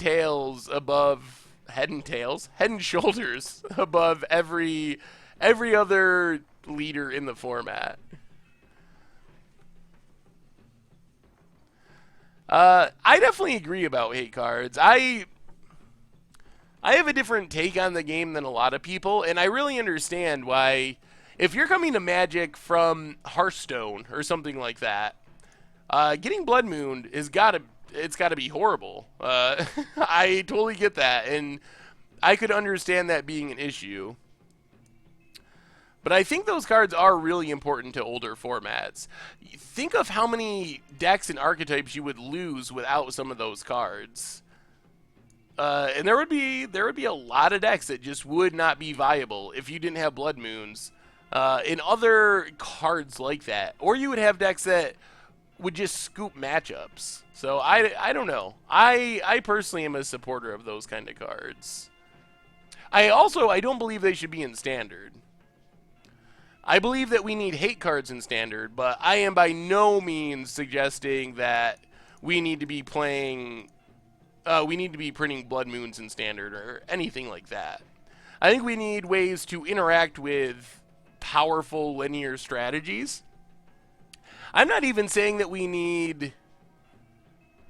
well, thank you. I'm glad you liked the article. I'm not even saying we need Rest in Peace in Standard that just like wrecks graveyards for the whole game and completely shuts down Delirium. Although Delirium would be fine without its graveyard. Like it wouldn't just, it's not like you can't play Magic. It's not like you're manaless Dredge in Legacy and someone plays a Rest in Peace and you're just like, oh, okay, good game. You can still play your Ishkanas and get to 13 mana for Emrakul. But like a Tormod script or like some sort of answer that can do something.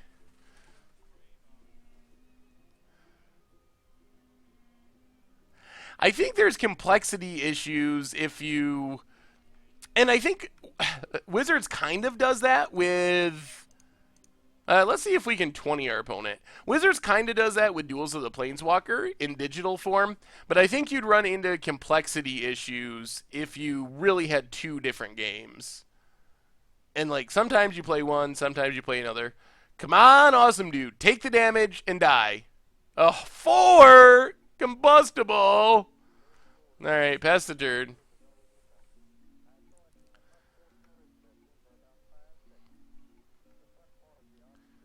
I could get behind the idea of Wizards printing cards in Standard to hose Modern Legacy, but have little no impact in Standard. Yeah, I mean, I'm fine with that, but I would rather see Wizards having a way to get cards into Modern that bypasses Standard. I think that that's the ultimate solution to making Modern healthy and not having to try to control Modern solely by banning things. is being able to have answers that you can get into the format that bypass standard. Because there's cards that would be really sweet in modern. Even just look through like Commander. And I know not every Commander card is safe for modern, but a high portion of Commander cards that are new to the Commander series would be super sweet. They're cards that are like not quite good enough for Legacy, so they never see play, but if they were in modern, there's a reasonable chance that these cards would actually be playable. I think we're just gonna lose here.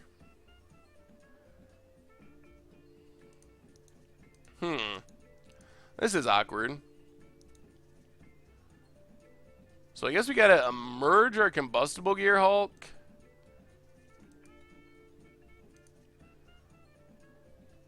Mockery of Nature. Kill a Metalwork Colossus.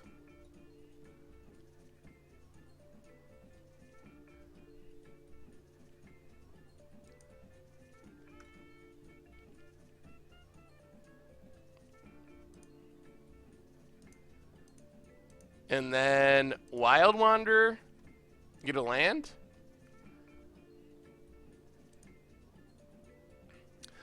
We might have a way of stealing this game with the Decimator, if we get lucky.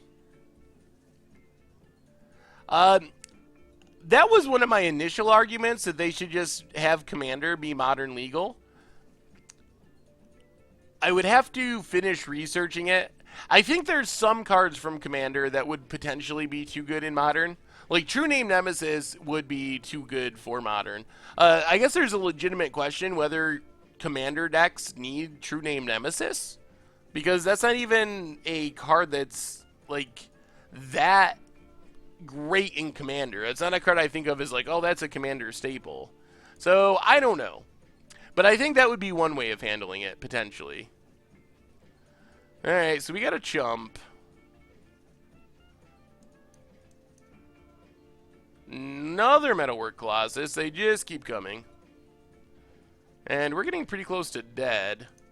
So, Deathcap Cultivator has Death Touch, which is nice.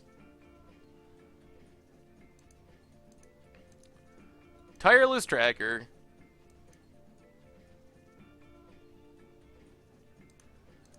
Let's sack a clue in case we draw a clue.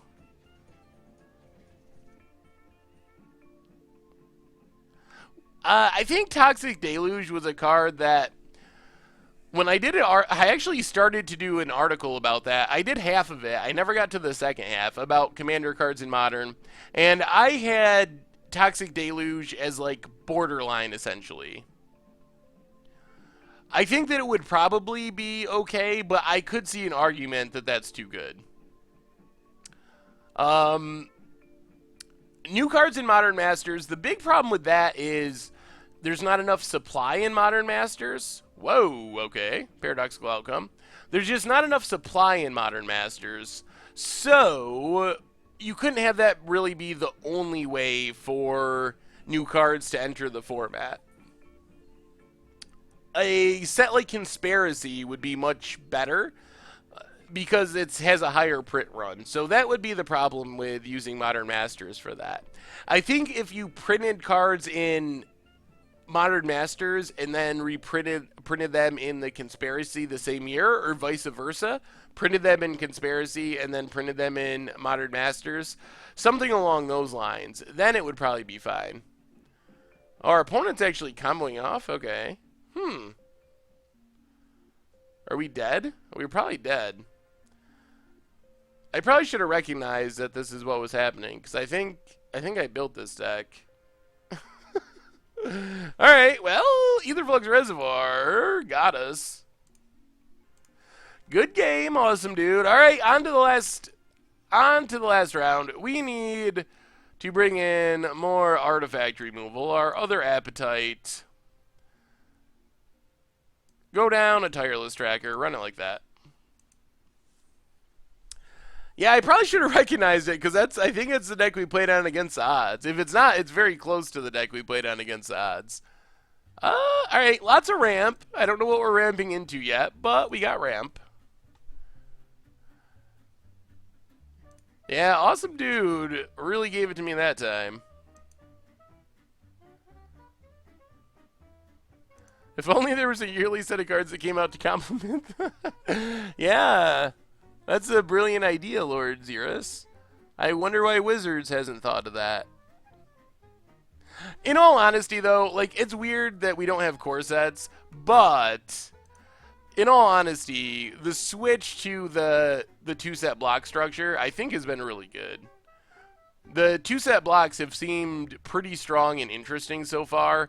So even though it's really, it's too bad that we lose that reprinting spot in the core sets and have a spot where we can print cards that don't necessarily fit the flavor of the big sets. I think overall that change has been a net positive for the game.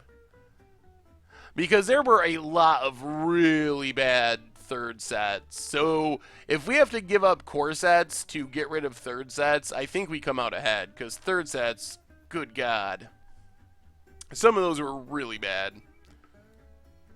I think they should make an expansion specifically for Modern so they can properly test. If they let the cards from Conspiracy, they'd have to do a lot more testing and development. That is true. I agree that they would have to do more testing and development if they were going to do that. On the other hand, I don't think that that's necessarily a bad thing that they have to do that. I don't know how much it would cost. Like, I guess that's the part I don't know. As far as if they're gonna have to like up their budget and hire a bunch of new people, maybe it wouldn't work. But oh, Dragon's Maze, oh, Journey of Newix, yeah, those were some of my all-time favorite sets. That's the thing I miss most. Like, we're not gonna see Grim Lavamancer most likely show up in a random standard legal set. That's just, I mean, I guess if we return to Torment or something, but it's just not the kind of card. On the other hand, it's a card that can just randomly show up in a core set, so I miss that we get those just sweet reprintings that don't fit anyplace else. That's the thing that disappoints me most about core sets being gone. Well, our opponent is, good God. If their last card is Paradoxical Outcome, we're going to be pretty in trouble. Well, come on, Combustible Gearhulk. Do your thing. All right, we got to 17 them. 17 them. Come on. Come on, Combustible. Oh, really? Well, I guess it only would have been 7 anyway. Timber Gorge, go. If our opponent has Paradoxical Outcome, it's pretty much over. Yeah, that deck is sweet when it goes off.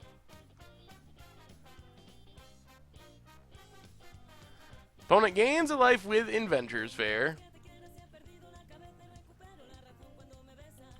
Oh, come on, no Aetherflux Reservoir, for the love of God. Really? That's just the nut draw? Oh, no. Oh, really? Getting nut drawn by my own deck?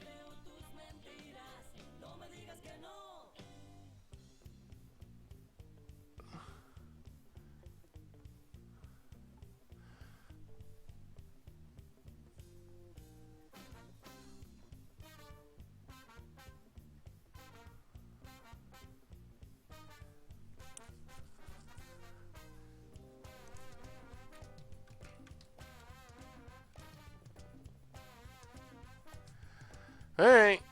Opponent passes. 1,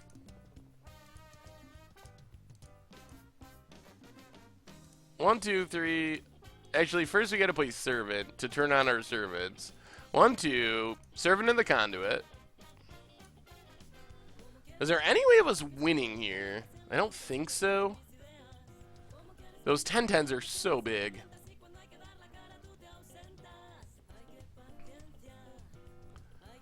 So Mountain, 1, 2, 3, 4. Wild Wanderer gets us another land. We might be able to win if we live one more turn, but if our opponent has Paradoxical Outcome, there's almost no way we survive. And then Deathcap, Cultivator. Alright. Alright, awesome dude. Let's see how awesome your hand is. Yeah, I guess it was kind of obvious.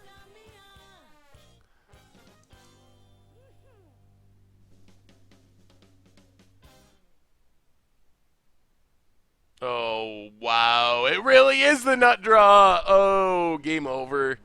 Game over. Is there even any way of fizzling? 12 cards. 1, 2, 3. Nope, that's it. Awesome, dude. Good game. Jeez. Why didn't that deck do that more often when I was playing it? The old combo kill on turn 5. So good. Oh my goodness.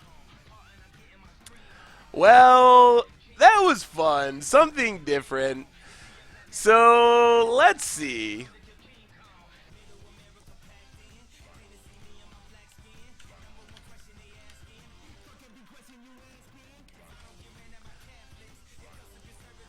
Alright, so I think that's all for the matches tonight. So, let's do some reminders.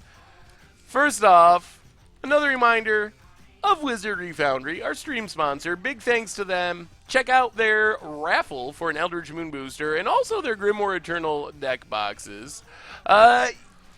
Yeah, but we're going to wrap things up for tonight. We're reaching the end of our stream, but we're going to do another viewer battle stream because this was super popular.